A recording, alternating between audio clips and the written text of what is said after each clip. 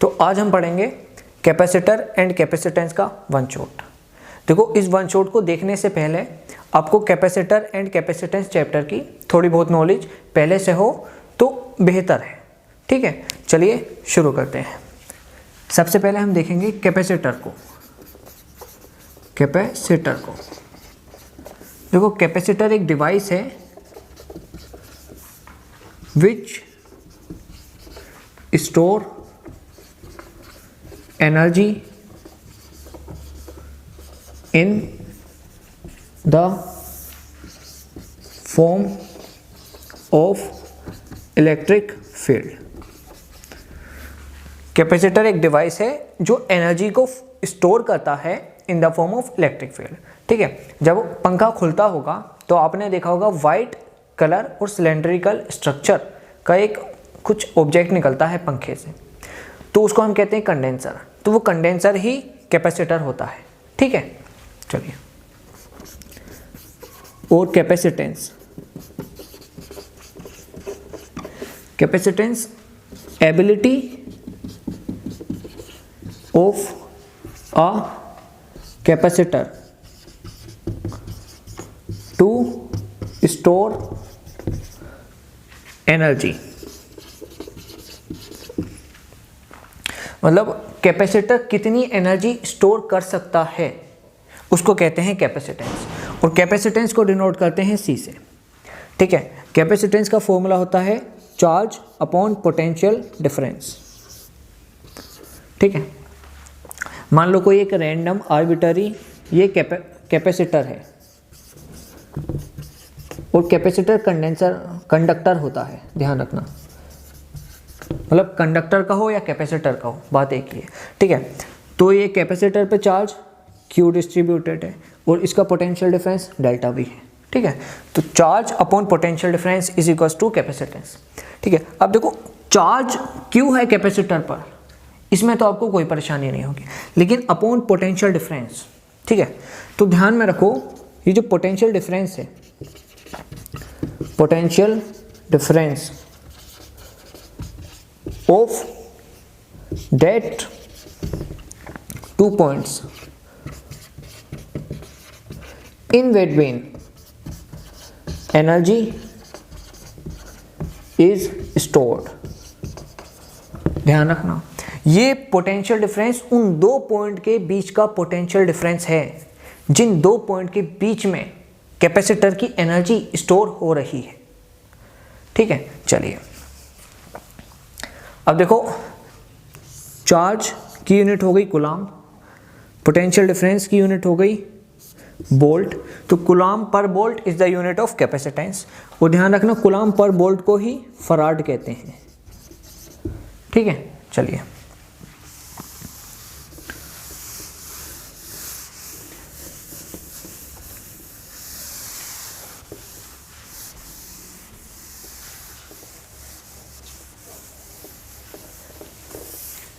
अब देखो, कैपेसिटेंस का फॉर्मूला हमने क्या पढ़ा, चार्ज अपॉन पोटेंशियल डिफरेंस। ठीक है, अब देखो capacitance does not depend on charge and potential difference. देखो, फॉर्मूले से तो हमें ऐसा लग रहा है कि चार्ज और पोटेंशियल डिफरेंस पर डिपेंड करता है कैपेसिटेंस, लेकिन ऐसा नहीं है। कैपेसिटेंस डिपेंड नहीं करता चार्ज पर और पोटेंशियल डिफरेंस पर। ठीक है, चलिए, कैपेसिटेंस डिपेंड ऑन तीन चीजों पर कैपेसिटेंस डिपेंड करता है। पहला, charge upon potential difference ratio. ठीक है, मतलब अगर आप इंडिविजुअली चार्ज को बदलोगे तो कैपेसिटेंस नहीं बदलेगा, अगर आप इंडिविजुअली पोटेंशियल डिफरेंस को बदलोगे तो भी कैपेसिटेंस नहीं बदलेगा, लेकिन अगर आप चार्ज अपॉन पोटेंशियल डिफरेंस के रेशियो को बदलोगे तब कैपेसिटेंस बदलेगा। ठीक है, second, geometry of capacitor. Geometry का मतलब रेडियस या एरिया। मतलब आप कैपेसिटर के रेडियस को बढ़ा रहे हो, घटा रहे हो, एरिया को बढ़ा रहे हो, घटा रहे हो, तब कैपेसिटेंस में आपको चेंज देखने को मिलेगा। ठीक है। Third, medium. मतलब मान लो ये जो मार्कर है इसको कैपेसिटर मान लो आप। ठीक है। अब अगर आपने इसको एयर में रखा है या वैक्यूम में रखा है तो इसका कैपेसिटेंस होगा C। लेकिन अगर आपने थोड़ी देर बाद इसको पानी में रख दिया, वाटर में, तो इसका कैपेसिटेंस C से कुछ बदल जाएगा क्योंकि मीडियम चेंज हुआ है। तो ध्यान रखना कैपेसिटेंस सिर्फ 3 चीज़ों पर डिपेंड करता है, चार्ज अपॉन पोटेंशियल डिफरेंस के रेशियो पर, ज्योमेट्री ऑफ कैपेसिटर पर, मीडियम पर। ठीक है। चलिए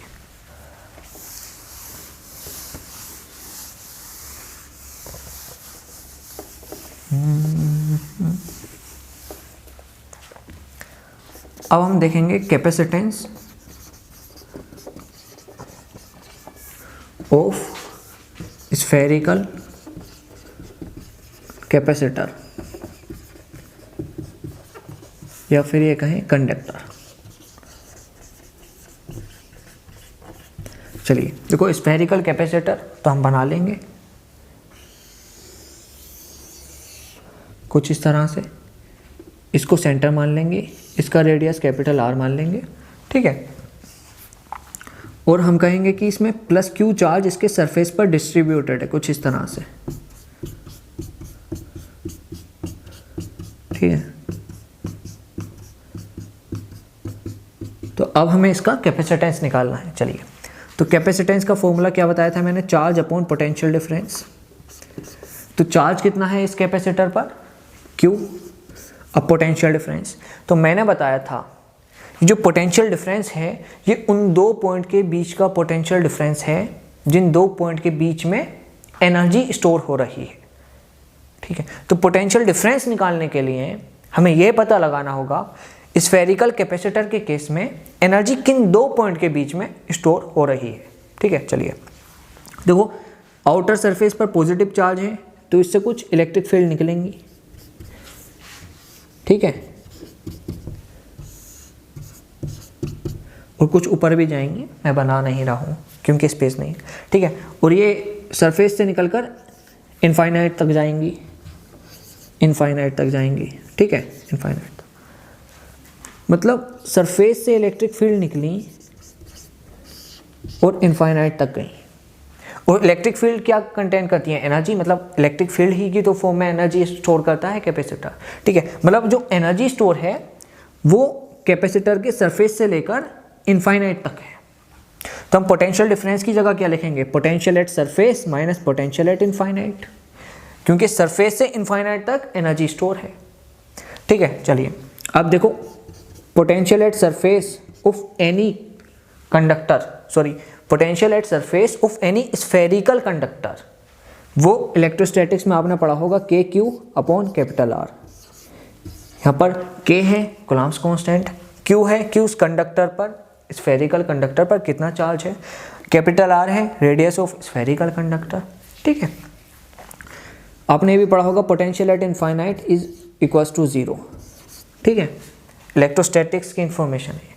चलिए तो पोटेंशियल एट इनफाइनाइट 0 तो कैपेसिटर हो गया, charge upon potential at surface, तो पोटेंशियल एट सरफेस की वैल्यू यहाँ पर पुट करेंगे हम, KQ अपॉन R, Q से Q कट खत्म तो ये आ जाएगा R अपॉन K। अब देखो ये जो K है कूलम्ब्स कांस्टेंट है, वो 1 अपॉन K की वैल्यू होती है 4 pi epsilon not in air. तो हम मान लेंगे जो कैपेसिटर है एयर में रखा है। ठीक है। तो 1 अपॉन K की वैल्यू हम रख देंगे तो कैपेसिटर की वैल्यू आ जाएगी, देखो 1 अपॉन K की वैल्यू हो जाएगी 4 पाई एप्सिलॉन नॉट और रेडियस R हो जाएगा, तो ये आ गई। अगर एक स्फेरिकल कैपेसिटर है और वो एयर में रखा है तो उस कैपेसिटर की वैल्यू, सॉरी उस कैपेसिटेंस की वैल्यू इतनी होगी 4 पाई एप्सिलॉन नॉट R। आप चाहें तो इसको याद भी कर सकते हैं, वरना मेथड भी 1 मिनट में आप सोल्व कर सकते हैं मेथड से। ठीक है। तो ध्यान रखना कैपेसिटेंस ऑफ स्फेरिकल कैपेसिटर उसकी वैल्यू होती है 4 पाई एप्सिलॉन नॉट R। ठीक है। अब देखो मैंने पीछे 3 पॉइंट लिखवाए थे कि कैपेसिटेंस डिपेंड करता है चार्ज अपॉन पोटेंशियल डिफरेंस के रेशियो पर, ये मैंने पीछे ही प्रूव करा दिया था। और एक पॉइंट ये बताया था कैपेसिटेंस डिपेंड करता है ज्योमेट्री पर, मतलब कैपेसिटर की क्या ज्योमेट्री है। ठीक है, तो यहाँ पर देखो capacitance is directly proportional to radius of the capacitor, मतलब अगर आप कैपेसिटर के रेडियस को बढ़ाओगे तो कैपेसिटेंस भी बढ़ेगा, घटाओगे तो कैपेसिटेंस भी घटेगा। मतलब अगर आप ज्योमेट्री को चेंज कर रहे हैं तो कैपेसिटेंस भी चेंज हो रहा है। ठीक है, तो ये वाला पॉइंट भी प्रूफ हो गया। तीसरा पॉइंट क्या लिखवाया था कि कैपेसिटेंस डिपेंड ऑन मीडियम। ठीक है, अब देखो ये कैपेसिटर एयर में रखा है इसलिए यहाँ पर एप्सिलॉन नॉट आया है। अगर मैं इसको जाकर पानी में रख दूंगा तो एप्सिलॉन वाटर आएगा, समझ लो ना। तो ज्योमेट्री और मीडियम पर किस तरह से डिपेंड करता है ये मैंने इस फॉर्मूले से भी बता दिया। ठीक है, चलिए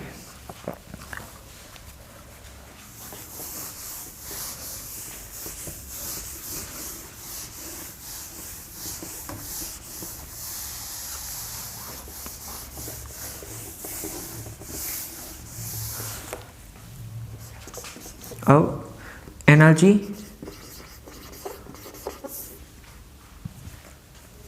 ऑफ एनी कैपेसिटर,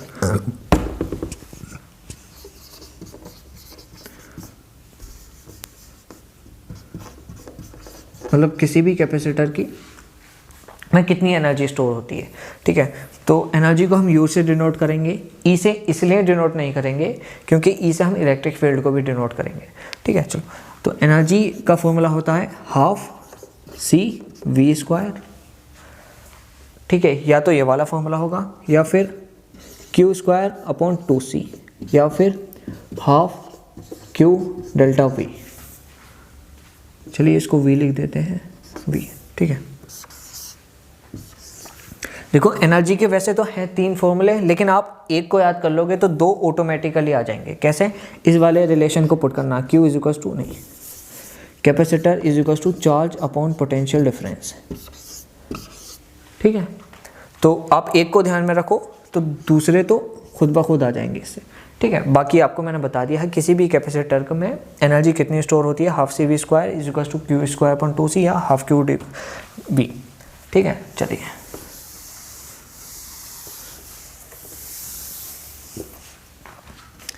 अब हम पढ़ेंगे पैरेलल प्लेट कैपेसिटर के बारे में।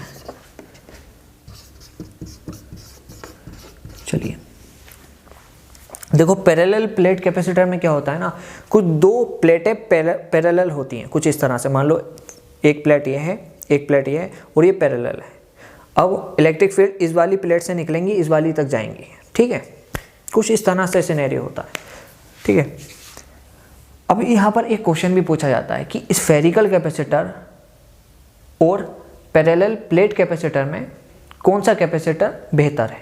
ठीक है, तो देखो जो स्फेरिकल कैपेसिटर होता है उसके सरफेस पर पॉजिटिव चार्ज होता है, तो उससे इलेक्ट्रिक फील्ड निकलती हैं और वो इनफाइनाइट तक जाती हैं। मतलब जो एनर्जी जो स्टोर होती है वो सरफेस से इनफाइनाइट तक होती है। मतलब एनर्जी जो होती है वो डिस्पर्स होती है, उसको हम बहुत अच्छे से यूज़ नहीं कर सकते। ठीक है, लेकिन जो पैरेलल प्लेट कैपेसिटर होता है, मान लो 2 प्लेट हैं, अब इलेक्ट्रिक फील्ड एक प्लेट से निकली दूसरी प्लेट तक गई, तो जो एनर्जी होती है वो बाउंडेड होती है, उस एनर्जी को हम बहुत अच्छे से यूज़ कर सकते हैं। इसलिए ये माना जाता है कि पैरेलल प्लेट कैपेसिटर अच्छा होता है as compare to spherical capacitor से। ठीक है, बाकी अगर आपको एक्सप्लेनेशन समझ नहीं आया तो बस इतना ध्यान रखो, parallel plate capacitor is better than spherical capacitor. ठीक है, चलिए अब हम पैरेलल प्लेट कैपेसिटर को पढ़ेंगे। ठीक है, तो पैरेलल प्लेट कैपेसिटर में एक प्लेट कुछ इस तरह से होती है और एक कुछ इस तरह से। ठीक है, इसका एरिया ए होता है तो इसका एरिया ए होता है। मतलब जो पहली कंडीशन है ना पैरेलल प्लेट कैपेसिटर के बनने की, वो area of both plates should be same, मतलब दोनों प्लेट का एरिया सेम होना चाहिए। ठीक है, और दोनों प्लेट के बीच की दूरी d मानेंगे हम। ठीक है, और जो दूसरी कंडीशन है वो ये है कि ये जो d है, डिस्टेंस बिटवीन टू प्लेट्स, ये वेरी वेरी स्मॉल होनी चाहिए as compare to area of the plate से। मतलब एरिया ऑफ द प्लेट बहुत ज़्यादा होना चाहिए as compare to small D से, मतलब डिस्टेंस बिटवीन टू प्लेट्स। ठीक है, तो ये दो कंडीशन हो गई। ठीक है, अब अगर एक पे पॉजिटिव चार्ज है एक प्लेट पर, तो एक पर नेगेटिव होना चाहिए, मतलब अपोजिट साइन,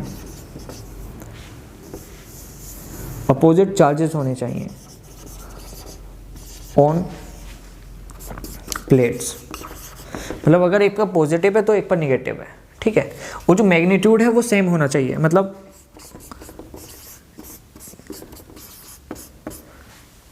अगर इस पर Q है तो इस पर भी Q होना चाहिए, मैग्नीट्यूड सेम, और साइन अपोजिट, अगर एक पर पॉजिटिव है तो एक पर नेगेटिव है। तो पैरेलल प्लेट कैपेसिटर की चार कंडीशन है। पहली, area of both plates should be same. दूसरी, जो डिस्टेंस बिटवीन टू प्लेट्स है वो काफ़ी छोटी होनी चाहिए एरिया ऑफ द प्लेट्स से। तीसरी, अपोजिट साइन होना चाहिए। चौथी, मैग्नीट्यूड ऑफ चार्ज इक्वल होना चाहिए, मतलब एक पर Q है तो दूसरे पर भी Q होना चाहिए। ठीक है, तो ये चार कंडीशन है पैरेलल प्लेट कैपेसिटर की जो आपको पता होनी चाहिए। चलिए अब हम कैपेसिटर निकालेंगे, सॉरी कैपेसिटेंस निकालेंगे पैरेलल प्लेट कैपेसिटर का। ठीक है, तो जो कैपेसिटेंस होता है ना वो होता है चार्ज अपॉन पोटेंशियल डिफरेंस। ठीक है, अब देखो हम इस वाली प्लेट को मान लेंगे फर्स्ट, इस वाली प्लेट को मान लेंगे सेकंड। ठीक है, तो देखो हमें पता चल गया चार्ज तो Q है तो Q सही रखा है, लेकिन पोटेंशियल डिफरेंस किन दो पॉइंट का निकालेंगे, फर्स्ट प्लेट का और सेकंड प्लेट का। ऐसा इसलिए कर रहे हैं क्योंकि पोटेंशियल डिफरेंस वो पोटेंशियल डिफरेंस होता है जिन दो पॉइंट के बीच में एनर्जी स्टोर होती है। और यहाँ पर देखो फर्स्ट प्लेट और सेकंड प्लेट के बीच में ही एनर्जी स्टोर होगी, एक से इलेक्ट्रिक फील्ड निकलेगी दूसरे तक जाएगी। ठीक है, चलिए अब पोटेंशियल डिफरेंस निकालने के लिए आपको ये रिलेशन पता होना चाहिए। आपने पढ़ा है ना कि potential difference is equal to negative E dot T. ठीक है, लेकिन हम यहाँ पर नेगेटिव साइन को हटा देंगे क्योंकि हमें यहाँ पर सिर्फ मैग्नीट्यूड की ज़रूरत है। ठीक है, चलिए तो magnitude of potential difference is E D cos, जब डॉट प्रोडक्ट को खोलते हैं तो कोस थीटा आ जाता है। ठीक है, तो अब सबसे पहले हमें पता लगाना है इलेक्ट्रिक फील्ड यहाँ पर कितनी होगी। ठीक है, चलिए तो देखो अगर हमें यहाँ पर इलेक्ट्रिक फील्ड पता निकालनी है तो देखो पहली प्लेट की वजह से कुछ इलेक्ट्रिक फील्ड होगी अवे, तो इसको हम नाम दे देते हैं E1, और दूसरी प्लेट की वजह से भी कुछ इलेक्ट्रिक फील्ड होगी टूवर्ड द प्लेट, उसको हम नाम दे देते हैं E2। ठीक है, तो यहाँ पर जो नेट इलेक्ट्रिक फील्ड आएगी वो आएगी E1 प्लस E2। ये जोड़ क्यों रहे हैं, क्योंकि दोनों इलेक्ट्रिक फील्ड की डायरेक्शन सेम है। ठीक है, अब देखो आपने इलेक्ट्रोस्टैटिक्स में पढ़ा होगा, अगर ये कोई एक लार्ज प्लेट है जिस पे चार्ज डेंसिटी सिग्मा है और जिसका चार्ज Q है। ठीक है, तो R दूरी पर P पॉइंट पर इलेक्ट्रिक फील्ड कितनी होती थी, सिग्मा अपॉन 2 एप्सिलॉन नॉट। ये आपने पढ़ा है इलेक्ट्रोस्टैटिक्स में, मैंने सिर्फ रिवाइज कराया है। ठीक है, तो बस ये भी एक लार्ज प्लेट है, इसकी वजह से कितनी इलेक्ट्रिक फील्ड होगी, सिग्मा अपॉन 2 एप्सिलॉन नॉट। इसकी वजह से भी कितनी इलेक्ट्रिक फील्ड होगी, सिग्मा अपॉन 2 एप्सिलॉन नॉट। ठीक है, मान लेते हैं इसकी चार्ज डेंसिटी प्लस सिग्मा है, इसकी चार्ज डेंसिटी नेगेटिव सिग्मा है। ठीक है, और अगर आपको चार्ज डेंसिटी का नहीं पता तो चार्ज डेंसिटी होती है चार्ज पर यूनिट एरिया। ठीक है, ये सब मैंने रिकॉल कराया है, आपको इलेक्ट्रोस्टैटिक के नॉलेज से पता होना चाहिए। ठीक है, चलिए अब देखो ये सिग्मा अपॉन 2 एप्सिलॉन नॉट जुड़कर हो जाएगा सिग्मा अपॉन एप्सिलॉन नॉट। ठीक है, अब सिग्मा क्या होता है, सिग्मा तो होता है चार्ज पर यूनिट एरिया, तो अगर हम इसको खोलकर लिखेंगे तो हो जाएगा charge per unit area into epsilon not. तो ई नेट कितनी आ गई, Q अपॉन एप्सिलॉन नॉट ए, ये आ गई net electric field between the plates. ठीक है, तो ध्यान रखना जो नेट इलेक्ट्रिक फील्ड है बिटवीन द प्लेट्स वो होती है Q upon epsilon not A। ये आपको याद होना चाहिए, या तो आप निकाल भी सकते हो या याद भी कर सकते हो, ठीक है। तो पोटेंशियल डिफरेंस का अगर मैग्नीट्यूड चाहिए तो E नेट कितनी है, रख देंगे, पुट कर देंगे Q upon epsilon not A into distance. देखो डिस्टेंस बिटवीन द प्लेट्स कितनी है, D इनटू थीटा क्या है, theta is the angle between electric field and distance.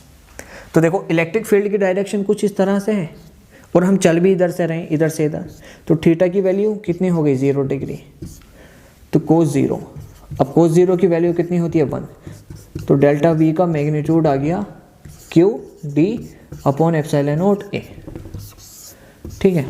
अब देखो चार्ज और डेल्टा वी की वैल्यू हम यहाँ पर पुट कर देंगे Q D upon epsilon not A। Q से Q खत्म तो कैपेसिटेंस हो जाएगा एप्सिलॉन नॉट A ऊपर चला जाएगा, epsilon not A upon D। इसको आपको रटना है, ठीक है।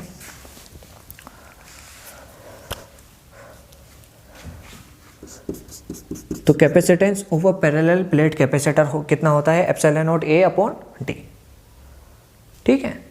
तो आपको ये पता होना चाहिए कि नेट इलेक्ट्रिक फील्ड कितनी होती है, ये पता होना चाहिए।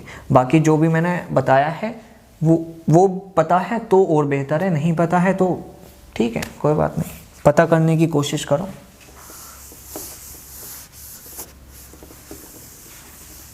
चलिए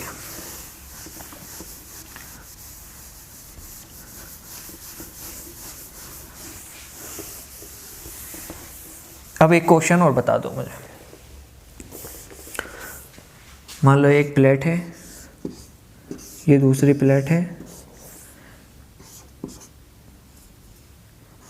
इसकी लेंथ L है, ये वाली विड्थ B है, डिस्टेंस इन दोनों में X है। तो इसका कैपेसिटेंस बताओ, चलो। और इस पर पॉजिटिव चार्ज है, इस पर नेगेटिव चार्ज है, इसका एरिया A है, इसका एरिया A है, यहाँ से इलेक्ट्रिक फील्ड जा रही है, यहाँ से इलेक्ट्रिक फील्ड जा रही है, यहाँ से इलेक्ट्रिक फील्ड जा रही है। कैपेसिटेंस बताओ। तो कैपेसिटेंस आपने कितना पढ़ा था, epsilon not A upon D, ठीक है। तो एप्सिलॉन नॉट तो एप्सिलॉन नॉट रहेगा, एरिया कितना हो जाएगा, देखो length into breadth upon distance between the plate कितना है, X, ठीक है। ये काफ़ी अच्छा क्वेश्चन है और काफ़ी बार एग्जाम में पूछा जाता है, मेरे सामने भी ये कई बार आया था, ठीक है। बहुत अच्छा और बहुत आसान क्वेश्चन है, ठीक है। चलिए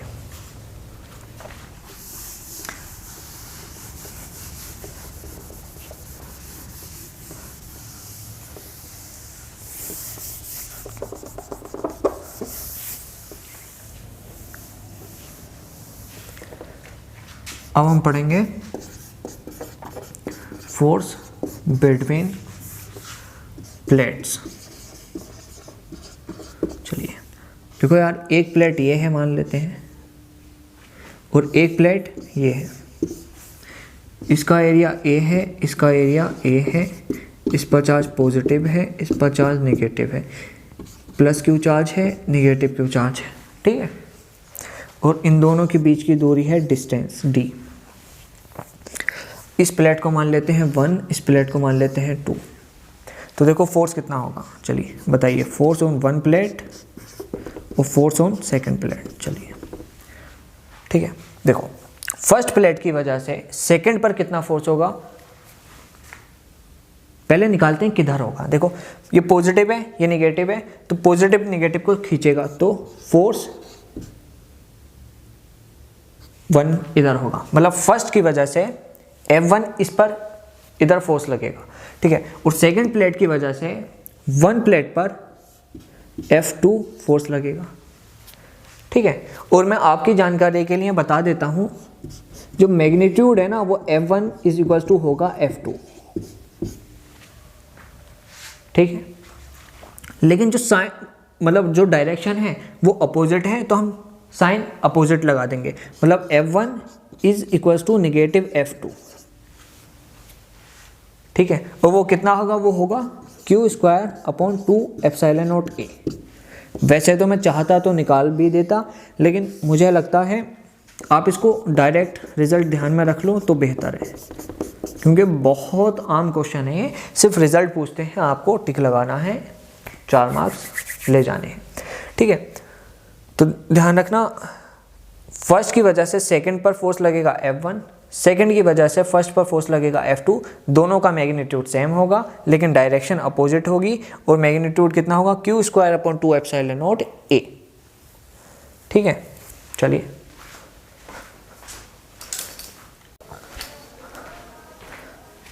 अब हम चालू करेंगे कॉम्बिनेशन ऑफ कैपेसिटर। चलिए सबसे पहले हम देखेंगे सीरीज कॉम्बिनेशन।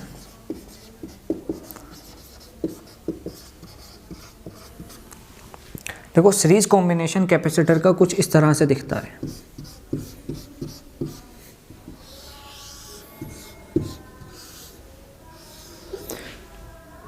मान लीजिए बैटरी ने पोटेंशियल दिया V, इसका कैपेसिटेंस है C1, इसका कैपेसिटेंस है C2, इसका कैपेसिटेंस है C3। ठीक है, अब देखो हम सीरीज कॉम्बिनेशन के कुछ पॉइंट देखते हैं। देखो अगर बैटरी से Q चार्ज निकला तो वो C1 में भी Q जाएगा, C2 में भी Q जाएगा, C3 में भी Q जाएगा। मतलब कैपेसिटर 1, कैपेसिटर 2, कैपेसिटर 3 में सीरीज कॉम्बिनेशन में है, चार्ज सेम है। मतलब देखो C1 से भी Q जा रहा है, Q2 से भी C जा रहा है, C3 से भी Q जा रहा है। ठीक है, तो चार्ज सेम। ठीक है, लेकिन C1 के पास V1 पोटेंशियल होगा, C2 के पास V2 पोटेंशियल होगा, C3 के पास V3 पोटेंशियल होगा। मतलब ये जो बैटरी का V पोटेंशियल है कुछ C1 के पास गया, कुछ C2 के पास गया, कुछ C3 के पास गया, तो ये बैटरी का पोटेंशियल भी डिवाइड हो गया। ठीक है, तो यहाँ पर हम ये कह सकते हैं कि सीरीज कॉम्बिनेशन में पोटेंशियल डिफरेंट होता है। ठीक है, तो अब यहाँ से हम एक इक्वेशन बना सकते हैं कि ये जो V पोटेंशियल था ये कुछ गया C1 में V1 प्लस कुछ गया C2 में V2 प्लस कुछ गया C3 में V3। ठीक है, तो ये एक इक्वेशन आ गई। ठीक है, अब हमें सीरीज कॉम्बिनेशन में इक्विवेलेंट कैपेसिटेंस निकालना है। तो देखो इक्विवेलेंट कैपेसिटेंस को हम कुछ इस तरह से दिखाते हैं। ये C इक्विवेलेंट हो गया,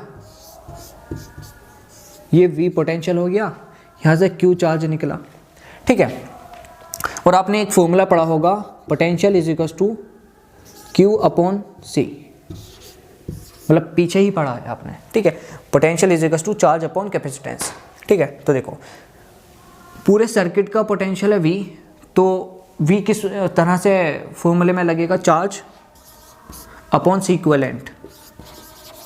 ठीक है, और V1 कितना होगा, charge Q upon C1 plus V2 charge Q upon capacitance C2 plus V3 charge Q upon capacitance C3। अब देखो Q से Q कट गया। ठीक है, तो ये कुछ इस तरह से आ जाएगा कि 1/C equivalent is equal to 1/C1 plus 1/C2 plus 1/C3। तो सीरीज कॉम्बिनेशन है और कैपेसिटेंस का केस है, तो इक्विवेलेंट कैपेसिटर की इक्वेशन कुछ इस तरह से आती है। और अगर आपने करंट इलेक्ट्रिसिटी में रेसिस्टेंस की सीरीज और पैरेलल कॉम्बिनेशन देखे हो तो आपको पता होना चाहिए ये जो इक्वेशन है जो कैपेसिटेंस की सीरीज के केस में आई, यही इक्वेशन रेसिस्टेंस की पैरेलल के केस में आती है। ठीक है, चलिए अब मैं इसको रफ कर रहा हूं।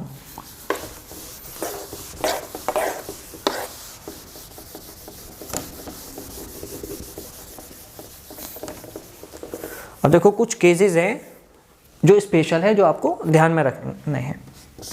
पहला, if two capacitance present in series combination,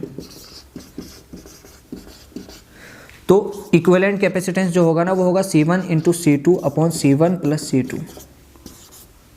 देखो आप इस क्वेश्चन को सोल्व इससे भी कर सकते हो, लेकिन टाइम लेगा। इसलिए अगर आप दो कैपेसिटेंस देखो और सीरीज में लगे हुए देखो तो C1 into C2 upon C1 plus C2 करो तो जल्दी से क्वेश्चन हो जाएगा। ठीक है, सेकंड स्पेशल केस है, if n equal capacitance present in series combination, तो जो C इक्विवेलेंट होगा वो होगा C/n। फिर वही बात है, आप इस फॉर्मूले से इस टाइप के क्वेश्चन को कर सकते हो, लेकिन ये टाइम लेगा और ये सेकंड्स में कर देगा। ठीक है, अब मैं इस वाले केस का एक क्वेश्चन कराकर बता देता हूं आपको।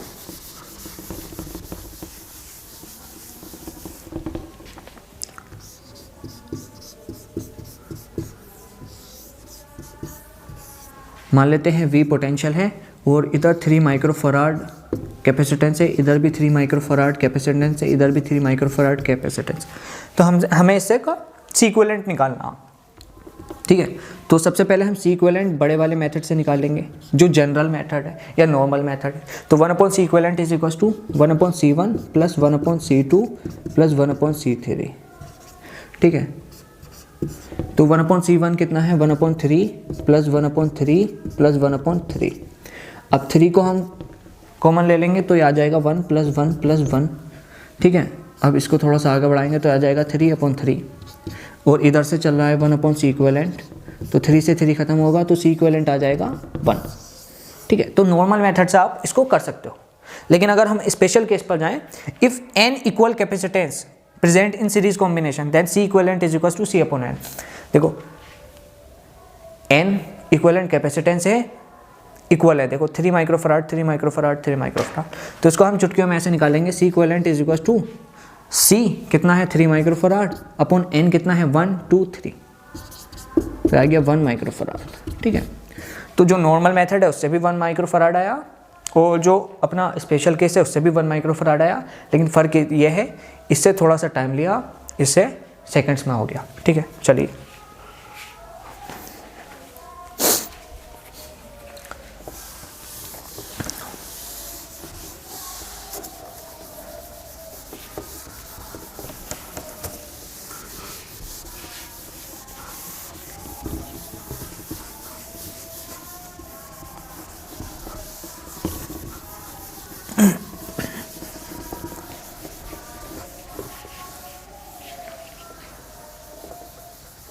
अब हम देखेंगे पैरेलल कॉम्बिनेशन।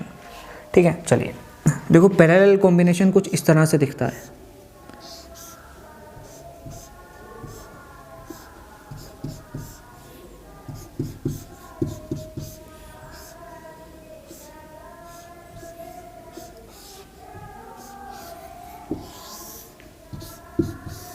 कुछ इस तरह से, इसको मान लेते हैं C1, इसको C2, इसको C3। ठीक है, मान लेते हैं हमने बैटरी को V पोटेंशियल दिया है। ठीक है, चलिए अब देखो यहाँ पर V होगा तो यहाँ पर 0 वोल्टेज होगा, अब यहाँ पर V वोल्ट होगा तो यहाँ पर भी V वोल्ट होगा, क्योंकि कोई भी कैपेसिटेंस या रेजिस्टेंस नहीं आया है और सिंपल वायर हो तो उन 2 पॉइंट का पोटेंशियल सेम होता है। अब देखो यहाँ भी कोई कैपेसिटेंस और रेजिस्टेंस नहीं आया है तो यहाँ का भी पोटेंशियल सेम होगा, सेम यहीं यहाँ का भी सेम होगा, तो यहाँ का भी सेम होगा और यहाँ का भी सेम होगा और यहाँ का भी सेम होगा। ठीक है, और यहाँ पर 0 वोल्ट है तो यहाँ भी 0 वोल्ट होगा, यहाँ भी 0 वोल्ट होगा, यहाँ भी 0 वोल्ट होगा। अब इधर आ जाओ तो इधर भी 0 वोल्ट होगा और इधर भी 0 वोल्ट होगा और इधर भी 0 वोल्ट होगा। ठीक है, तो अब देखो इसके बीच में कितना पोटेंशियल है V, वहीं इसके बीच में कितना पोटेंशियल है V, वहीं इसके बीच में कितना पोटेंशियल है V। तो यहाँ से एक बात तो पता चल गई, पैरेलल कॉम्बिनेशन में वोल्टेज सेम रहता है।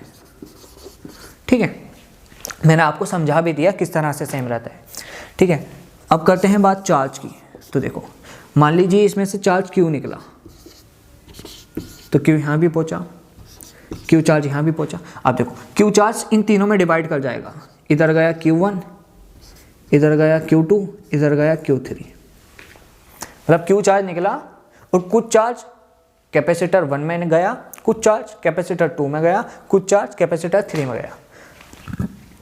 तो जो चार्ज है वो डिफरेंट होता है इन पैरेलल कॉम्बिनेशन में। तो देखो यहाँ से हम एक इक्वेशन भी बना सकते हैं कि Q चार्ज बैटरी ने दिया तो Q1 चार्ज गया C1 में, Q2 चार्ज गया C2 में, Q3 चार्ज गया C3 में।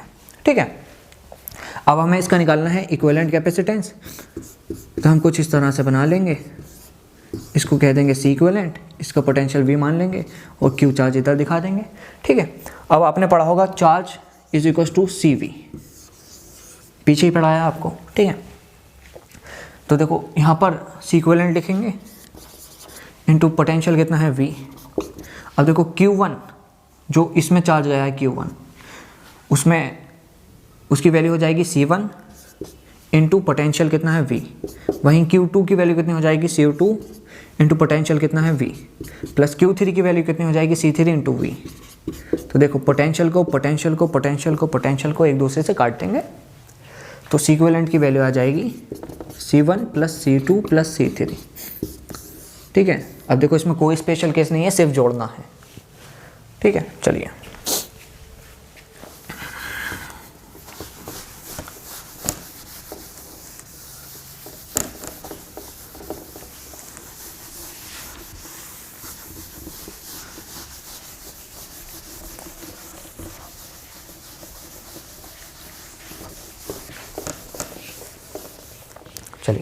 अब देखो यार, कुछ सी इक्विवेलेंट में 3 क्वेश्चन करा देता हूँ जिससे आपको अच्छी से अंडरस्टैंडिंग हो। ठीक है, तो हमें फाइंड करना है सी इक्विवेलेंट। पहला केस कुछ इस तरह से है, 6 माइक्रोफराड 3 माइक्रोफराड। दूसरा केस कुछ इस तरह से है, 6 माइक्रोफराड 3 माइक्रोफराड। तीसरा केस कुछ इस तरह से है, 6 माइक्रोफराड 3 माइक्रोफराड 9 माइक्रोफराड। चलिए पहले इसका सी इक्विवेलेंट निकालते हैं। तो देखो सी इक्विवेलेंट है मतलब सीरीज कॉम्बिनेशन है, तो या तो हम ये वाला मेथड अपना सकते हैं 1/C equivalent is equal to 1/6 plus 1/3। लेकिन यहाँ पर 2 कैपेसिटर हैं तो हम ट्रिक अपनाएंगे C1 into C2 upon C1 plus C2। तो 6 into 3/6 plus 3 is equal to 2 answer आ जाएगा। 6 × 18 9 2 माइक्रोफराड आंसर आ जाएगा। ठीक है, चलिए अब यहाँ पर तो कोई सवाल ही नहीं है, पैरेलल कॉम्बिनेशन है तो डायरेक्टली ऐड हो जाएंगे। तो यहाँ पर आ जाएगा 9 माइक्रोफराड। ठीक है, अब यहाँ का देखते हैं। देखो पहले हम इसको सोल्व कर लेते हैं, क्योंकि पैरेलल केस है तो ये आ जाएगा 9 माइक्रोफराड। ठीक है, तो अब हम इसको ऐसे बना सकते हैं 9 माइक्रोफराड और 9 माइक्रोफराड। ठीक है, तो देखो इसका सी इक्विवेलेंट निकालने के लिए सीरीज कॉम्बिनेशन हो गया ना। एक तरीका तो ये अपना सकते हैं कि 1/C equivalent is equal to 1/9 plus 1/9। ठीक है, या फिर एक स्पेशल केस ये अपना सकते हैं कि 2 कैपेसिटर है ना, सीरीज कॉम्बिनेशन है 9 इंटू 9/9 प्लस 9। या फिर एक तरीका ये अपना सकते हैं C equivalent is equal to 9/2। 9/2 क्यों, इस वाले को समझो। मैंने बताया था ना कि अगर n इक्वल कैपेसिटेंस हैं और वो सीरीज में रखे हैं तो उनका जो कैपेसिटेंस होगा वो होगा C/n। यहाँ पर C की वैल्यू है 9, n की वैल्यू है 2। अगर आप इसको सोल्व करोगे तो भी ये 9/2 आएगा, इसको सोल्व करोगे तो भी 9/2 आएगा, और इसको सोल्व करोगे तो 9/2 आएगा। क्वेश्चन एक लेकिन तरीके अनेक। यही खूबसूरती है करंट इलेक्ट्रिसिटी चैप्टर की और कैपेसिटर चैप्टर की। ठीक है, चलिए आगे बढ़ते हैं।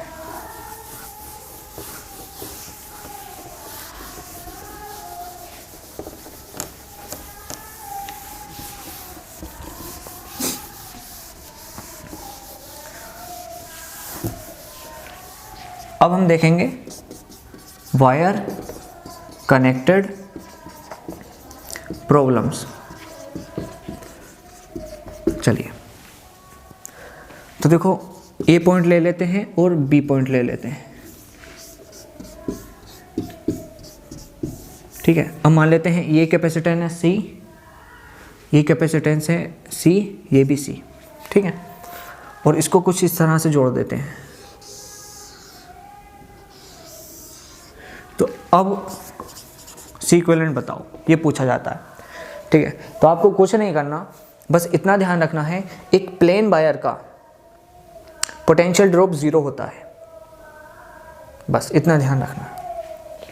अब देखो यहाँ पर पोटेंशियल मान लेते हैं A, यहाँ पर पोटेंशियल मान लेते हैं B। ठीक है, अब देखो ये प्लेन वायर है तो कोई पोटेंशियल ड्रॉप नहीं, तो यहाँ का भी पोटेंशियल A, फिर यहाँ का भी पोटेंशियल A, यहाँ का भी पोटेंशियल A, यहाँ का पोटेंशियल B, तो यहाँ का भी पोटेंशियल भी, क्योंकि कोई भी रेजिस्टेंस या कैपेसिटेंस नहीं है तो कोई भी वोल्टेज ड्रॉप नहीं होगा। ठीक है, यहाँ का भी पोटेंशियल भी, यहाँ का भी पोटेंशियल भी। ठीक है, अब हम जो पॉइंट्स लिखे हैं ना उनको लिखेंगे ए और बी, मतलब ए पोटेंशियल और बी पोटेंशियल है। ठीक है, अब हम पहले वाले को देखेंगे, ये किस किस के बीच में है, ए और बी के। तो पहला वाला कैपेसिटेंस इसके बीच में बना देंगे सी। फिर इसको देखेंगे ये किसके बीच में है, बी और ए, तो दूसरा वाला कैपेसिटेंस भी बी और ए के बीच में है, तो इसको भी सी बना देंगे। फिर तीसरा वाला देखिए ए और बी के बीच में ही है, मतलब ये जो तीनों कैपेसिटेंस थे ना ये ए और बी के पोटेंशियल के बीच में थे, तो हमने अब इस तरह से लिख लिया। इस केस में हमें समझ नहीं आ रहा था कि कौन सा कॉम्बिनेशन है, लेकिन जैसे ही हमने इसको सिंप्लीफाई किया तो हमें पता लगा ये तो पैरेलल कॉम्बिनेशन है, तो इसका सी इक्विवेलेंट आराम से हो जाएगा सी प्लस सी मतलब 3C। ठीक है, तो बस वायर कनेक्टेड प्रॉब्लम्स में इतना ध्यान रखना, प्लेन वायर का पोटेंशियल ड्रॉप नहीं होता।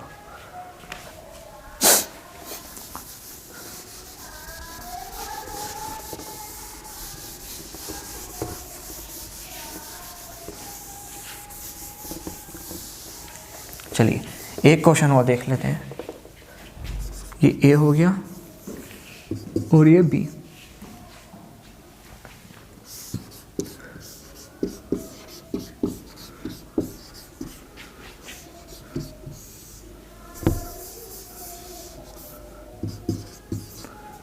चलिए कुछ इस तरह से, इसका कैपेसिटेंस सी सी सी सी सी सी।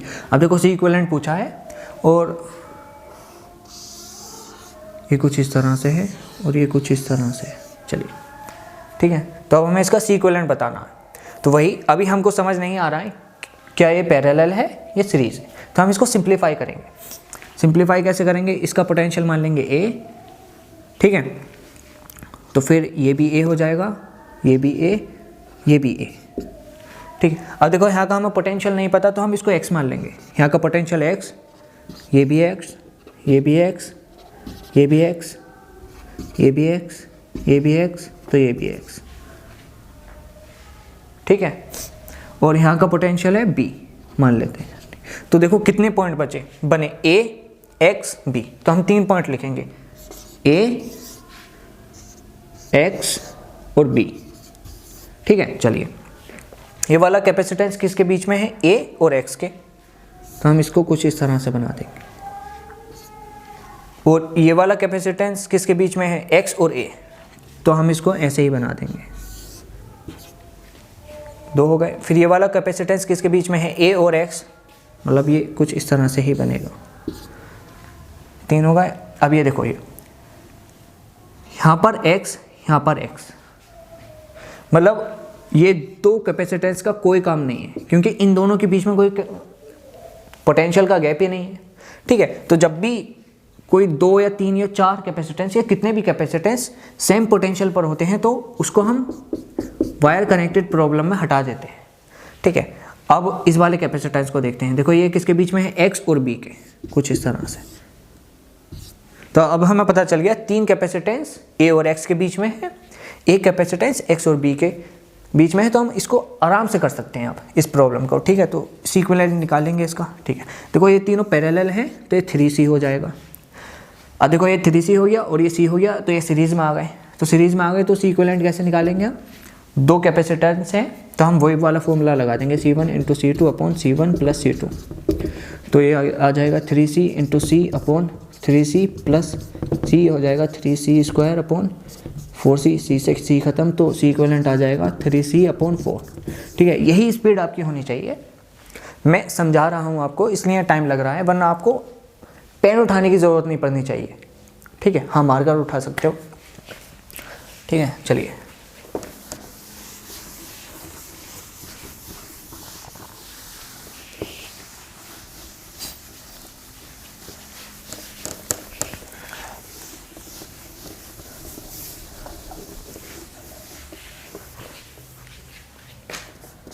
अब हम पढ़ेंगे व्हीट स्टोन ब्रिज। चलिए देखो व्हीट स्टोन ब्रिज में 5 कैपेसिटेंस होते हैं कुछ इस तरह से।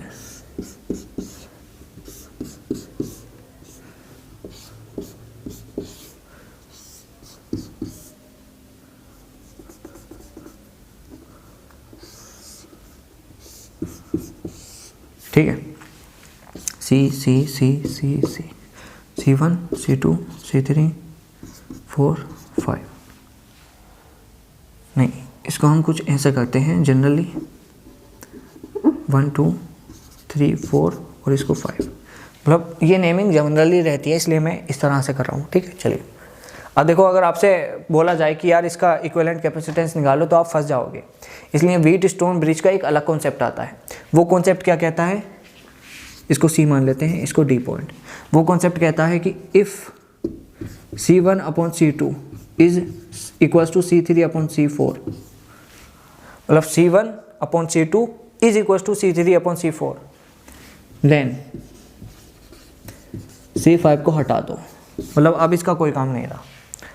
अगर C1 और C2 is equals to C3 upon C4 तो C5 का कोई काम नहीं रहता है। ऐसा इसलिए होता है क्योंकि पोटेंशियल एट C बराबर हो जाता है पोटेंशियल एट D पॉइंट के। तो जब पोटेंशियल ही नहीं रहेगा तो चार्ज कैसे फ्लो करेगा। ठीक है, तो आप इतना ध्यान रखना मोटे मोटे तौर पर, व्हीट स्टोन ब्रिज में अगर C1 upon C2 is equals to होगा C3 अपॉन C4 के, तो potential at C is equals to potential at D, जिसकी वजह से C4 का कोई काम नहीं रहेगा। तो इस सर्किट को हम थोड़ा सा मॉडिफाई करेंगे कुछ इस तरह से, A B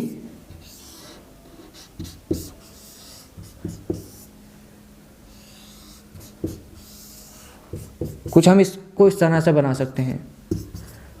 ठीक है, C5 को तो हमने हटा दिया। ठीक है, तो अब देखो ये आ गया सीरीज में, ये आ गया सीरीज में, फिर ये इसका इक्विवेलेंट हो जाएगा पैरेलल में, तो हम इस सर्किट को आसानी से सॉल्व कर सकते हैं। ठीक है, अब मैं इसका आपको एक क्वेश्चन लेकर बता देता हूँ।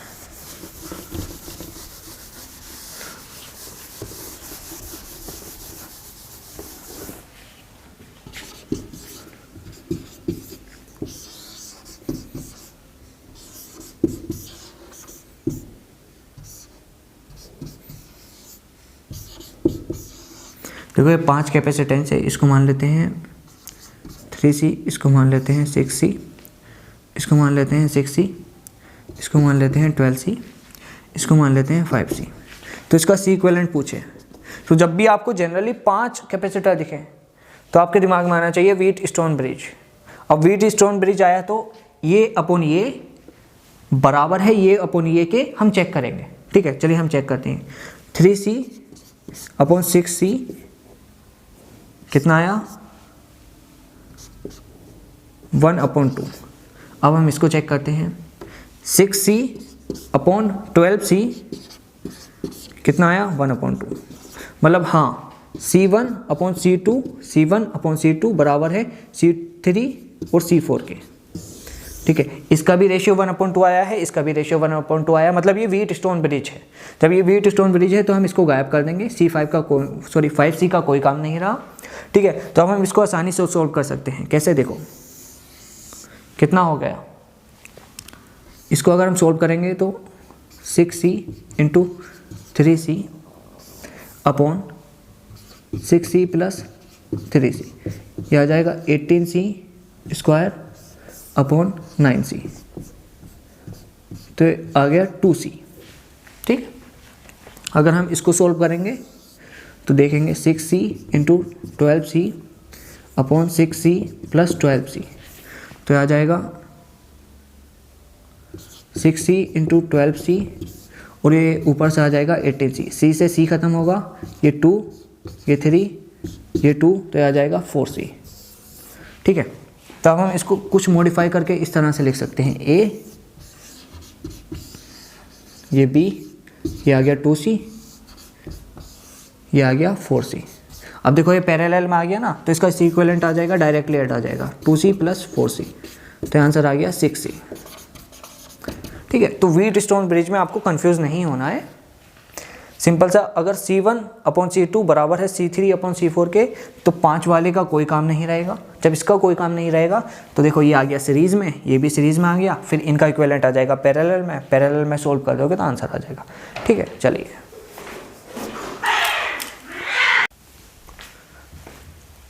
अब हम पढ़ेंगे dielectric, electric inserted between capacitor. ठीक है, मतलब कैपेसिटर के बीच में हम डाइलेक्ट्रिक को इंसर्ट कर देंगे। चलिए उससे पहले हम ये देख लेते हैं कि डाइलेक्ट्रिक होता क्या है। देखो डाइलेक्ट्रिक ना ही इंसुलेटर होता है, ना ही कंडक्टर होता है, और ना ही सेमीकंडक्टर होता है। ठीक है, ये कोई एक अलग ही मटेरियल होता है। ठीक है, तो इंसुलेटर, कंडक्टर, सेमीकंडक्टर में से ये कुछ भी नहीं होता, ये एक अलग ही मटेरियल होता है। ठीक है, और ध्यान रखना डाइलेक्ट्रिक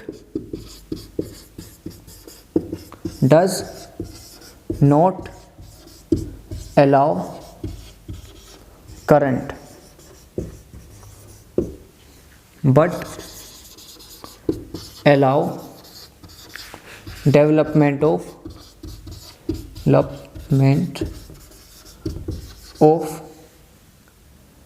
इलेक्ट्रिक फील्ड। मतलब किसी भी डाइलेक्ट्रिक मटेरियल में से आप करंट को पास नहीं करा सकते, लेकिन ये अपने अंदर इलेक्ट्रिक फील्ड को जनरेट होने देता है। ठीक है, चलिए